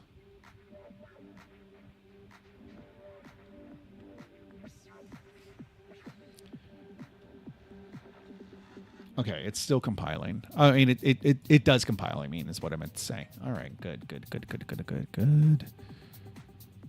Oh, I missed my dog. I wish he would have come up. Oh. Okay. I still can't fucking figure out how to put things on the ground. It drives me nuts. I cannot figure out how. For the life of me, I cannot figure out how to put anything on the fucking ground. Let's check that in.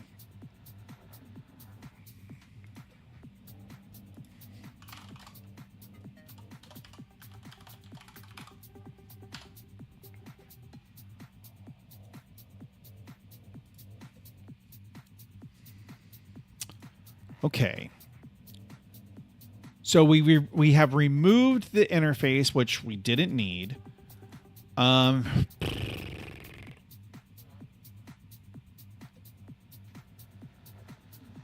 Is there such thing as surely there's a variant in C#? Oh, I remember asking AI this once before, and basically the equivalent of a variant is an object, right? So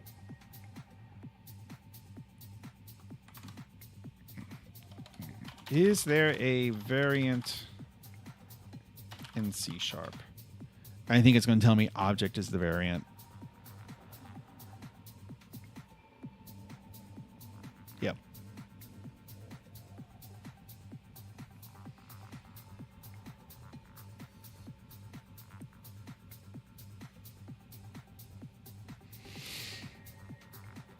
All right.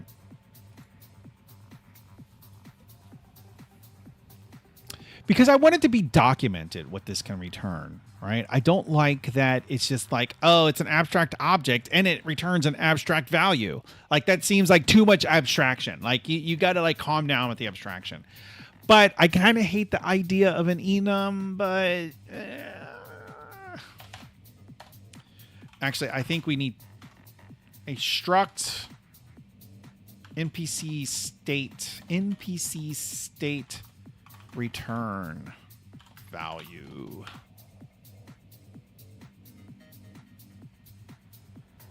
Let me do it like that. Yeah, the AI is close, but that's still not quite right. Like I still think we need an enum, which I kind of hate. I kind of hate this, but I'm doing it anyway. Public enum. Yeah, return type. So none, next state, exit state. Jesus Christ, AI. Read my fucking mind. Like, yes, like the none is null. Maybe we should use the object. Because I really want to just be able to do return null, right? I really just want to be able to say return null. I guess null, I guess we could.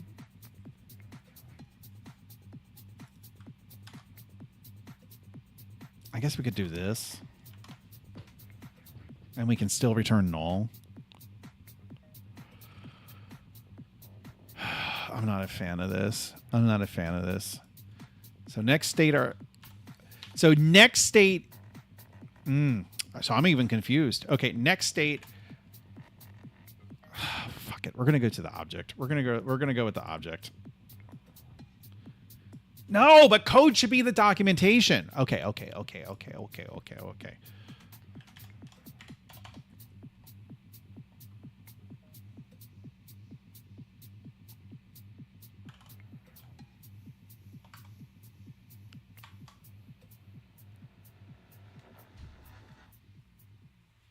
I mean, that's basically it, right? Then here, update. If new state's not equal null,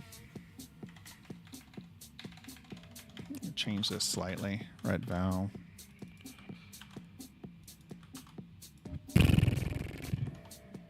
Not a big fan of this. I'm not a big fan. Matthew says, sounds like me at work daily. Yep. You make these, but because you have to make a decision, and you get. This is where I find like it helps to have a work bestie. Like I definitely have a work bestie. Like my work bestie, he drives me nuts sometimes, but he's my bestie because he's a very smart guy, extremely smart guy. I would hesitate to say he's almost as smart as me, but really smart guy, and like, and we will often bounce when one of us gets decision paralysis. Essentially, we'll often bounce it off of each other, and that's kind of what I'm using you guys for as well, like right now. Okay.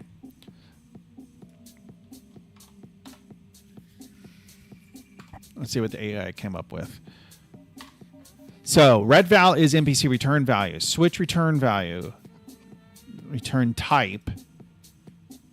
Return value, return type, next state. Ugh. I hate an indented break. I'm sorry. This might make you guys angry, but I fucking hated indented break. Okay. So this is wrong. Okay. See, this is another thing I thought of a few minutes ago. This is where it's going to get kind of ugly because now the state machine needs access to the NPC in order to get to the stack, which just feels wrong. But wait a minute. The state machine, we can put the stack. We can put the stack in the state machine because, yeah, we can, because the NPCs have access to the state machine, right? Don't they? I'm pretty sure state machine is inside a base NPC. Yes, state machine. Well, where the hell are you defined? Right here. So, okay, so we can put the stack inside of the state machine. See, Matthew, you don't know everything. See? Huh? Okay, so we can put it because now we just have to do a little indirection, but it is what it is. So we can put this here. We have the current state. Whoa. I incidentally copied nothing. Okay. And then...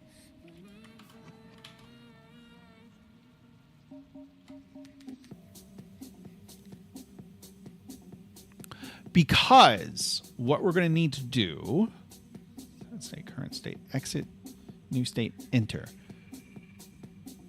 Okay, so this will set, okay, so next state is, hey, we are specifying the next state, here it is. And that's what the AI is doing here. Set state, that's fine. We're not even referencing this stack.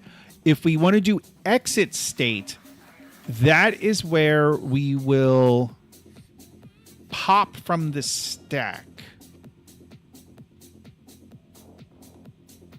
Let's see what the AI does. Yes. So if stack count is greater than 0, then we pop, otherwise current state equals null. I wonder what's going to happen with that.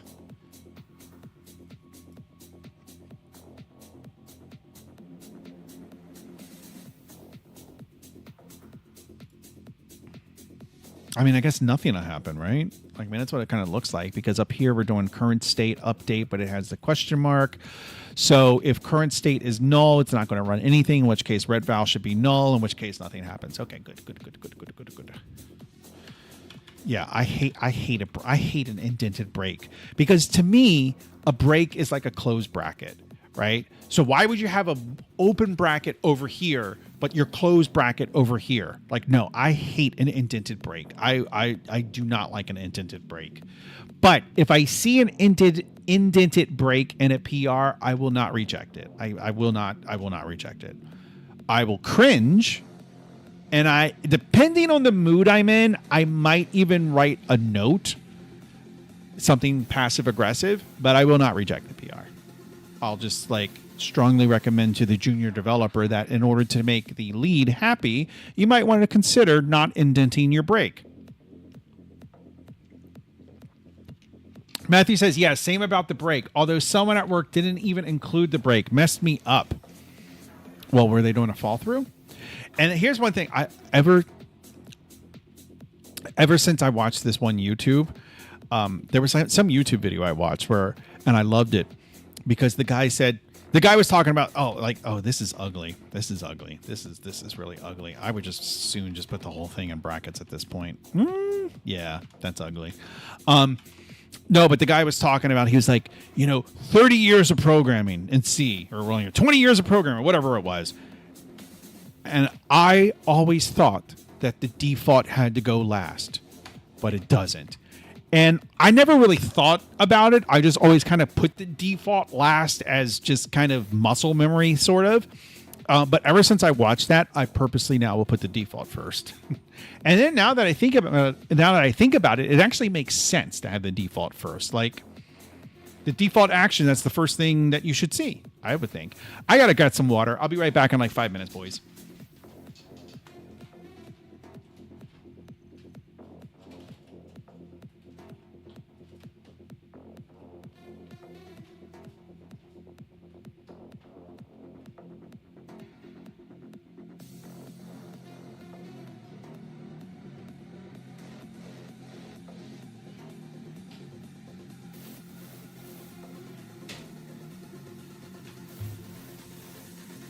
Okay. 5 minutes, 30 seconds. What's the difference? Autocomplete puts default last, so I stuck with it. But as a switch is basically a go-to, it makes sense. Yep. Okay. Go-to gets a bad rap. Go-to, I never understood. I mean, I do kind of understand it, but it's like, it gets a bad reputation. Go-to should not have such a bad reputation. Okay, so we have something basic here. It's going to pop. It's going to No. It shouldn't. It should do this.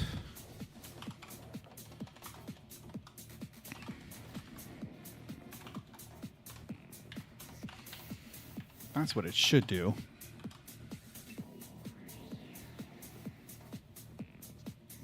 Go-to is how spaghetti code is made. Have you seen control statements? Have you seen things like while or do while and if and break and continue? Have you seen those things? Are you familiar with those things? Okay. Let's see what errors we get. We might not be shooting tonight, boys. I'm sorry.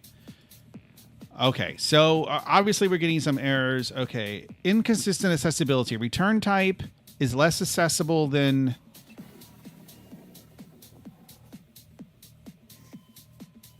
Return value. Oh, this needs to be public.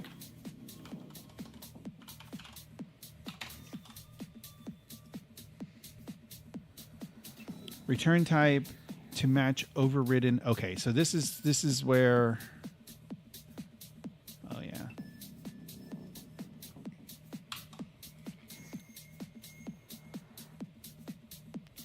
What was it? I don't even want to type it out. It's so disgusting. What was it? It was this. I could just do this, right? I could just look for this text here and replace it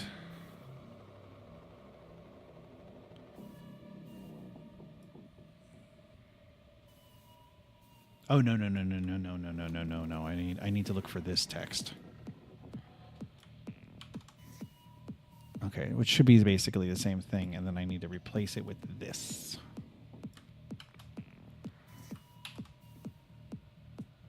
Oh. And that all looks good. Public override. Okay, so that's just overriding the update statements. Okay. I still don't think this is going to compile because you're still going to have cases like this, right? Where we have to wrap it. Too much Bolivian politics, not enough coding.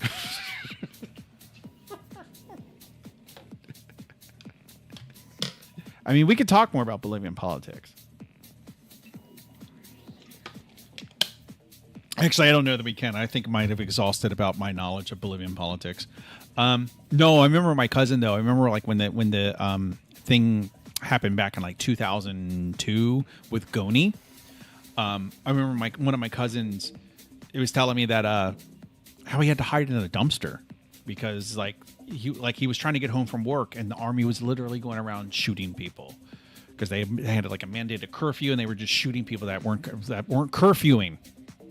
And but this cousin's actually he was. Oh, so this is another interesting thing about. Okay, now you've got me started. We're going to go late tonight. Don't worry. But this cousin. So okay, let me back up. In Bolivia, they do kind of like how many seats you get in Parliament. They do it kind of like how we do Congress in the United States, and probably like they do Parliament in the UK. Where it's based on population. And so when it's based on the population in a certain area, and that's going to dictate how many representatives you get. And of course, if it's dependent on the population, then the census becomes very important. And so there was a big scandal like a year or so ago where in Bolivia, where they were claiming that the Census Bureau was basically fudging the numbers. That was basically the claim. And the head of the Census Bureau is this guy named Humberto Arandia Claure. And my last name is Claure. And that man is my first cousin, Humberto, who I know very well. I want to show you something. Humberto Arandia? I'm not sure, but the family name I know of him is. Let's see. No, oh, Humberto. Let's just do this. Humberto Claure in Bolivia. There was no, that's not him. There he is. That's him. That's Humberto. Gico.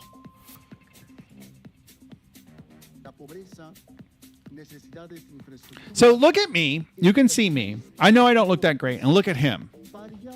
Who's older? Tell me who's older. Put it in the chat. Okay, here.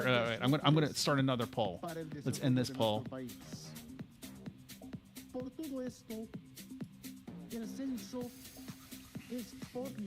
Who looks older? Me, Humberto. Start a poll.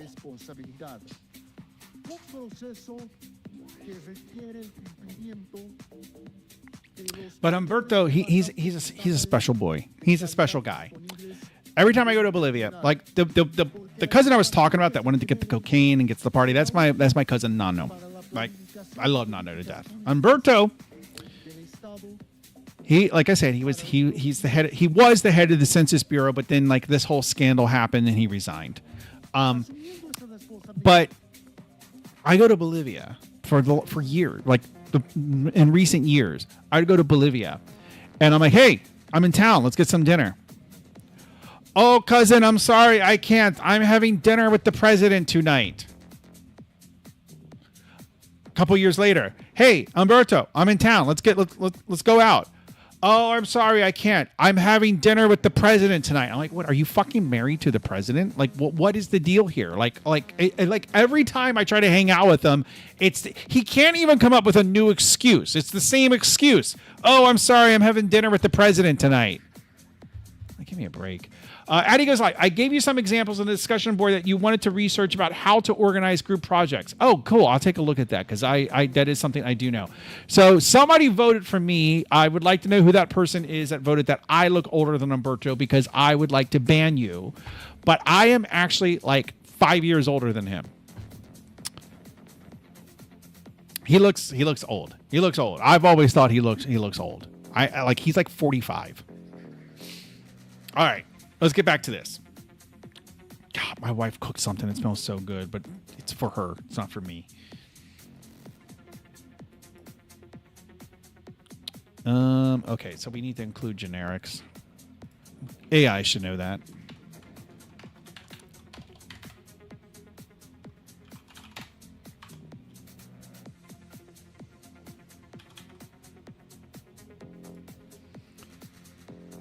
Not sure. Post it. What is that?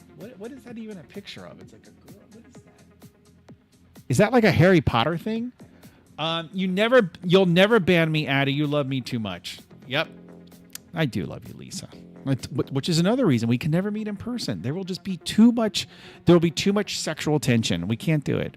We'll never be able to do it. What's going on here?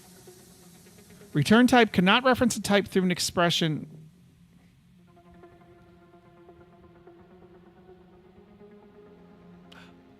Wait, what?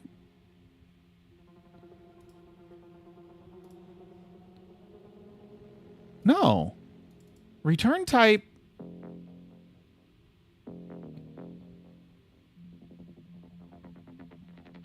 If retval is an NPC return value. Well, wait a minute. Wait a minute. No. We don't need that check. Retval will always be.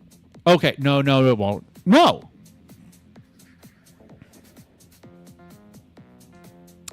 Okay. Yeah, no, it should be this. It should be this. We know, and then we can get rid of this. And then this. And then this.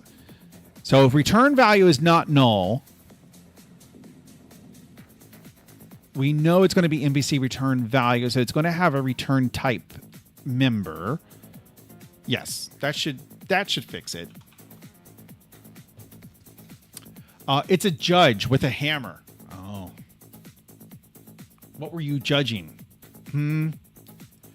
Okay, cannot implicit. Okay, so this is the kind of errors that I was thinking of. Okay, so this is another thing I'm not too keen on. Now we have NPC state has a concept of next state, which I'm not. I feel like we should get rid of that now. Let's look at how often next state is referenced, and let's see. It's referenced in the state machine.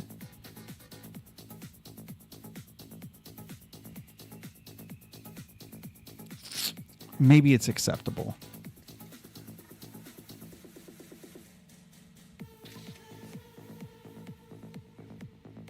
Because what's the alternative? Maybe the alternative isn't. I guess the alternative is just pushing it to the stack and then calling exit state, right? Like, I mean, that's essentially the same thing. I guess you could argue it is slightly more performant to do this directly. Not sure says, I have no idea who Lisa is. Lisa, I have no idea who Lisa. Oh, Lisa. Oh, you're judging Lisa, or is Lisa's? Oh, Lisa was judging me. She was judged. Lisa always judges me. She's terrible. Okay. Let me see. I got to think about this. Because the lazy man way to do this is just to wrap the return value.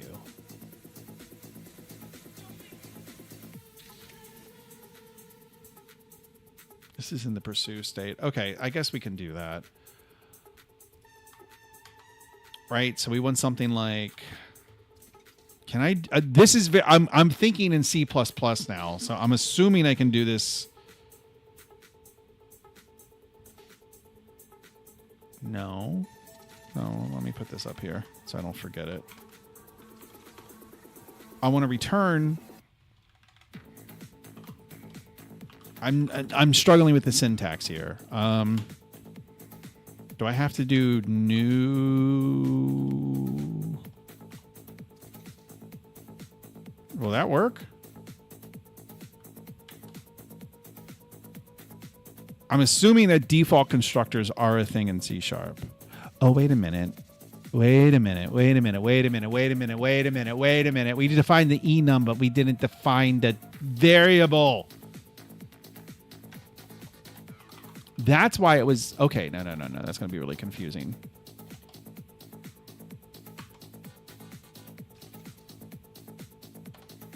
How did that even work before then? Type next state. This is really verbose. I'm not crazy about that either. All right, so let's see. Yeah, I had a feeling that might not work. Can I do this? Can you have anonymous enums in C#? Will that work? It doesn't look like it. You can do that in C++, by the way. You can have anonymous enums.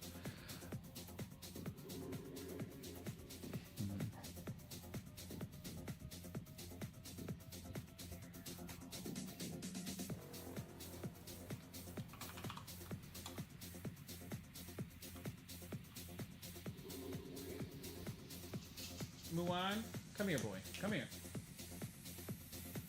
Okay. Let's get back on the bed. Okay, I can't leave this in a shitty state like this. I have to at least get back to where we were, but with this new foundation. Okay, I got to pay attention. I'm like really distracted. Okay, so type, that's a terrible name, but I guess you can't reuse return type, which makes sense. You can't reuse it unless, I wonder if I define it outside of, which I don't want to do. I want to put it inside of here. I'm just going to do that. I'm just going to call it type. But that's a keyword. Isn't type a keyword in C#? Is it going to give me an issue? Let's go with it. So we got to go back to the state machine. And because we're going to have to change this is now type, right? And then everything else should still work. And then we got to, let me get back to that syntax error. Let's go over here. Oh, Jesus. This is going to be more errors. Okay. Does not contain a definition of type, doesn't it? Oh, no, it doesn't. It doesn't. No, it does. Wait, retval. What the fuck? I'm getting confused. Return value. It's this, and so it should be type. But it... No, I don't need the public.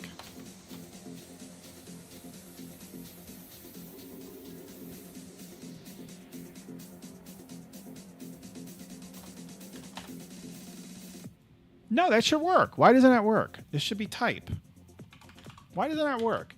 You can have it outside of the structs as a global enum. Yeah, no, I did that for a split second, and I decided that was dumb. I didn't like that idea. Why isn't that working? Let me look at this. Are you going to recompile? I made changes. Recompile. Look, bitch.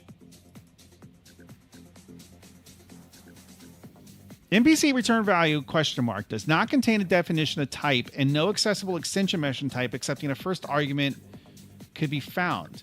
But it does. Type it. Okay, first of all, why do I have this other? Let's just close that. I don't know what that is. But it does.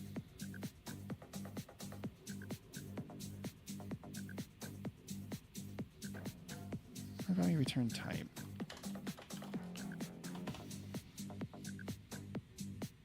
What am I doing wrong? There's something obvious I'm doing wrong.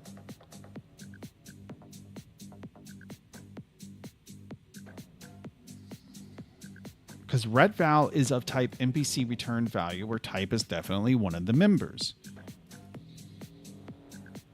So what am I doing wrong? Is it that retval is a var?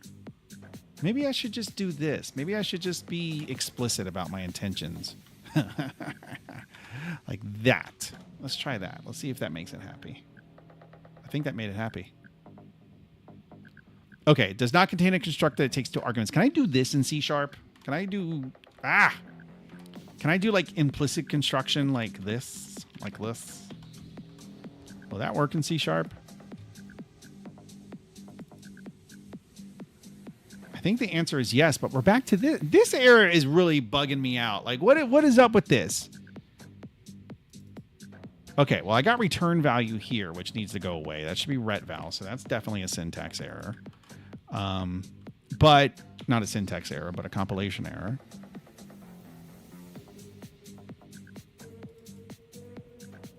I think that I'm going to try something. Oh, wait, I didn't save this. Well, wait a minute. Okay. I don't know if I had actually. Oh, no. I did. Okay. Okay. I'm going to try this. I just want to see if that. I'm just going to try that for giggles. Okay. So it's not. It has nothing to do with type being a keyword or anything like that.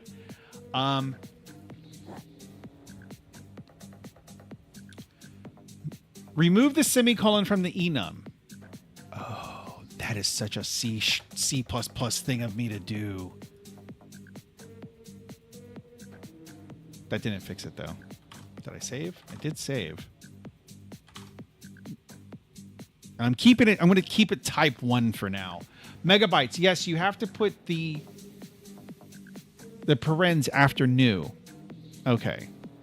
Yeah, I kind of figured that out as well. I've lost track of where that code even was. Where was it? Oh, Jesus. Oh, man. Okay. No.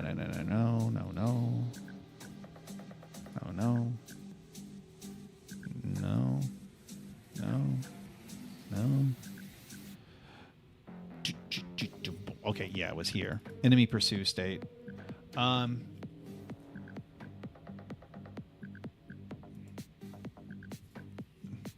How do default constructors work in C++? I mean, C++. How do they work in C sharp? Because this should... I would think in a default constructor, you could just pass in a return type and an NPC state, which I'm definitely doing here in the pursue state. Now, I use brackets because I was like, well, will brackets work? Maybe brackets will work. But parens should work, I would think, but I'm not intimately familiar. Okay, whoa, wait, not like that. But I'm not intimately familiar with... Ooh, can I do named parameters in C sharp? I'm pretty sure you can. Where did my thingy go? Wait a minute. Can't you do something like type? Well, first, okay. I'm gonna let's work on one error at a time, okay? Because let's just fix the first error, okay? So this is what's confusing me. It's bitching about type 1. I'm going to rename it to type once we figure it out. But I just want to... I'm just going to stick with type 1 for the time being because I want to eliminate the type being a keyword issue or some collision there. So I don't understand what I'm doing wrong because this is a struct of type NPC return value, which is exactly what I'm returning. And I'm making sure it's not null. And then switch type 1. Like, will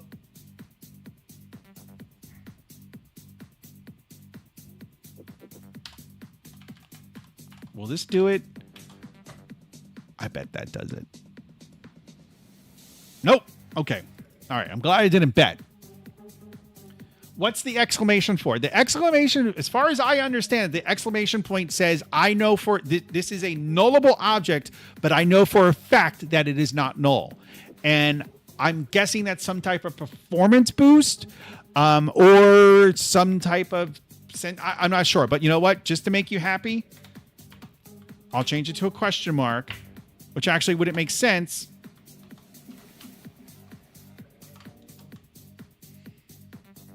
I'm so confused by that. Okay. What I'm going to try now, though, I'm going to try something.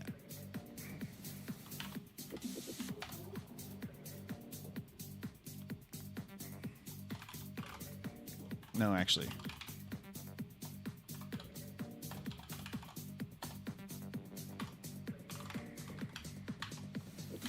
Let's see if I can debug log it. Oh.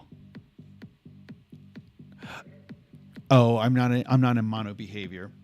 What is it in isn't it like system right line or something in C#?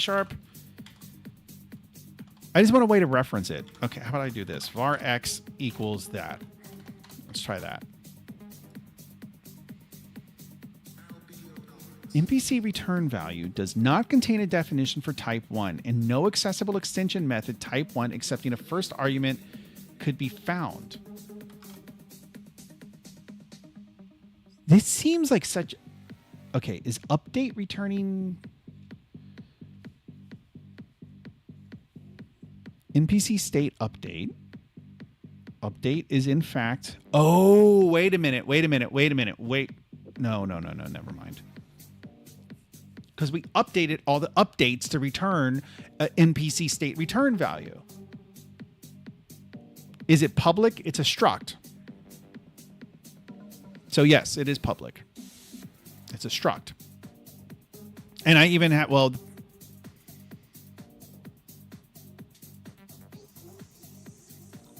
Huh. Okay. I was going to say I have another idea. Type 1 isn't public. It doesn't need to be. It's a struct. But just to make the peanut gallery happy...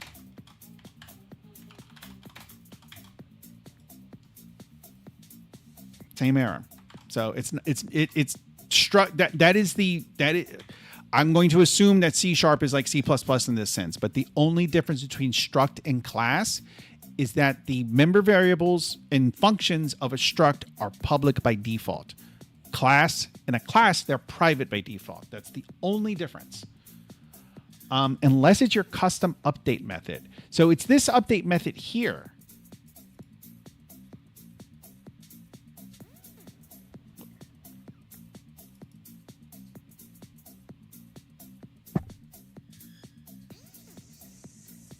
Let's try this.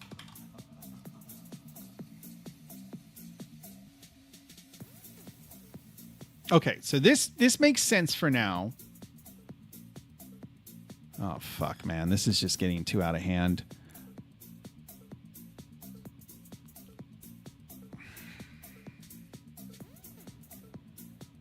Let me try this.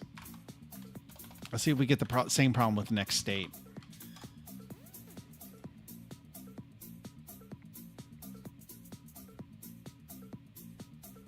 Okay, so we have the same compilation issue with next state. So with a different member, we have the same... So there's something about the way that I'm using NPC return value as a struct. There's something weird going on with that I'm not seeing.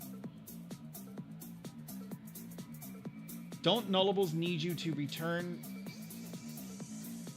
I don't think so, because no, the question mark is kind of like that.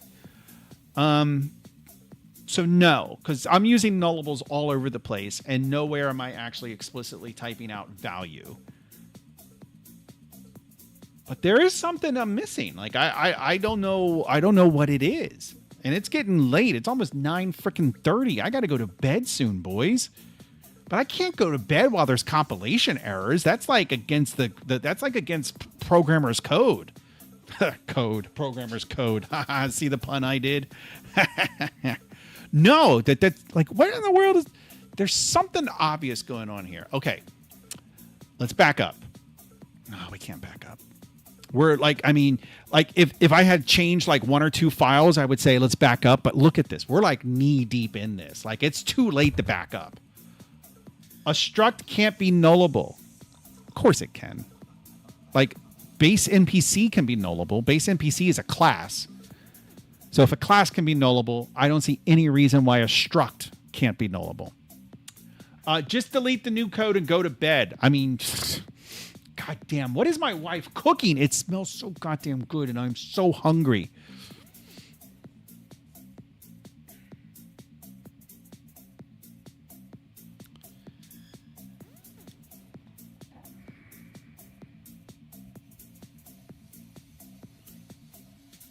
This is an NPC state update. Inside of the state machine, current state is in fact. Oh, wait a minute. Wait a minute. Wait a minute.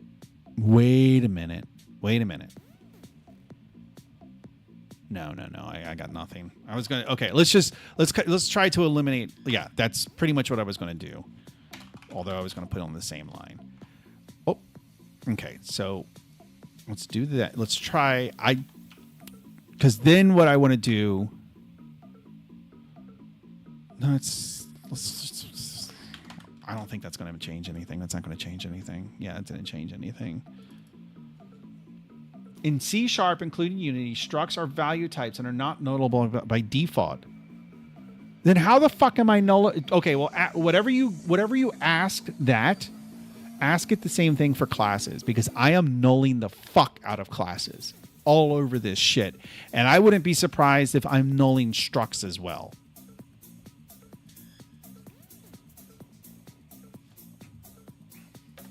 David says touch grass. I should.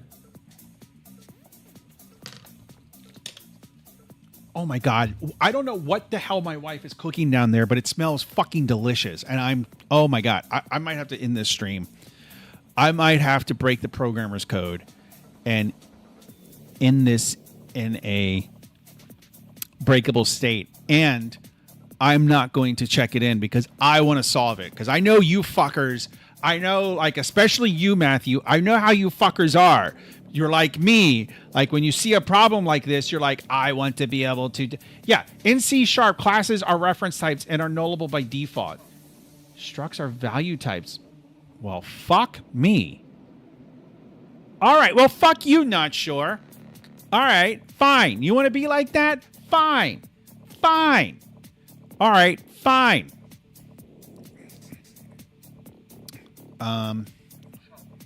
Where do I fix that? Where did everything go? All right, fine.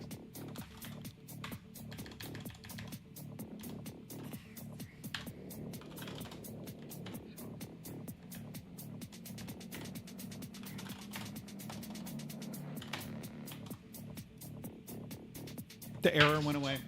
The error went away. The error went away. God damn it. Fuck you, not sure. Fuck you. Go fuck yourself. All right. I'm not fixing the rest of these compilation errors. No, thank you, not sure. You know I'm just fucking with you. Thank you for finding that. Oh, well, shit. I learned something new. Okay. Well, yeah. Okay. I mean, that's what we're here for. To learn together. Thank you for your help, Megabytes. And you too, Matthew. Although neither one of you were any fucking help. You were as useful as David over here who doesn't know shit. So, all right. Well, I'm going to go to bed. I'm going to go downstairs and see what the fuck my wife is cooking because it smells delicious. Oh, it smells like... there's meat. There's like... there's soy sauce or fish sauce or some sauce. She's Asian, so of course, there's some type of oyster fish sauce or something like that. I don't know. And I'm going to clean this up tomorrow. I'm not going to bother with it. I'm not going to bother. I mean, it's all. But like I was saying, if I checked it in broken, I know how you fuckers are. You'll check it out and you'll solve the problem because if it drives you nuts like it drives me nuts, it drives you nuts. Oh, baby, what were you cooking? What are you cooking? Can I have a plate? Can I have a plate now? I'm starving. I'm so hungry. Pumpkin mac. No, I'm finishing up. We're going to go to bed. You can't have peanut butter jelly. I don't want it. We don't have jelly. Pumpkin mac. No. All right. Let me finish. Let's see. Did Santon? David wrote. I think he misspelled Satan. Not sure says good game. David Mangello says star. Lisa says well done. Thank you, Lisa. Well done. Well done to not sure, that fucker. I did say we can't use the struct as nullable. Did you say that? Okay. Well, fuck you too, Matthew. David says ice is co. I don't know what that means. Apparently David's been drinking. Matthew says, I already read that. I'd love some chicken. I would too. So she made teriyaki chicken. Like I'm going to go down there and eat some. Yes, I am. You can't. Yes, I am. Not sure says, can you just declare it as nullable? I did. I made it a class. So that's stupid. So okay, that's so dumb. That's so dumb. So classes are reference type, structs are a value type, and structs whatever. But wait, does that mean I can't have a nullable int? Right? Because wouldn't it, is this? How do I want to do this? Is that allowed? Because isn't int a value type? Apparently it's not. I don't know. Nullable my struct, nullable struct equals null. Well, fuck it. I'm just going to make a class. I don't want to deal with all that nonsense. And honestly, if that is what it, if you can do nullable, if you can use templates, then why wouldn't the syntax just resolve to that, right? Why? You know what? I respect the designer, the original designer of C#, in Anders Hillsberg, whatever his name is. It's some Danish name. He's Danish. I think he's Danish. Yeah, Danish. And there's let's see. There's my cousin, creator of C#. Anders Hillsberg. I respect him a lot. Turbo Pascal, C#, TypeScript. These are heavy hitters in the programming world. I am going to assume that he is not responsible for that fucked up shit that we just stumbled upon. I'm going to assume that is not Anders Hillsberg's work. What that is that some goddamn millennial who got hired at Microsoft and somehow was like, you know what we need to do with nullables, because nullables weren't originally in C#. I don't know when they were added, but they were not in the original C# spec. So it was some goddamn millennial that came in and just ruined everything, like they always do. Without a doubt, like they always do. So whatever. I'm going to go find my save space and cry now. Int is a type def for system.int32. Okay. Matthew says, I'm sure I tried nulling a struct a while ago, but can't remember I got anywhere. Well, now we know. You can't null a struct. C# is null safe. Matthew, in some weird way, null safety is a feature. Yeah. All right, boys. Well, I will be back on Friday night, as always, at 7 p.m. I hope to see you then. And until then, have a great day. Have a great night. Stay safe. And I'll talk to you later. Bye, guys.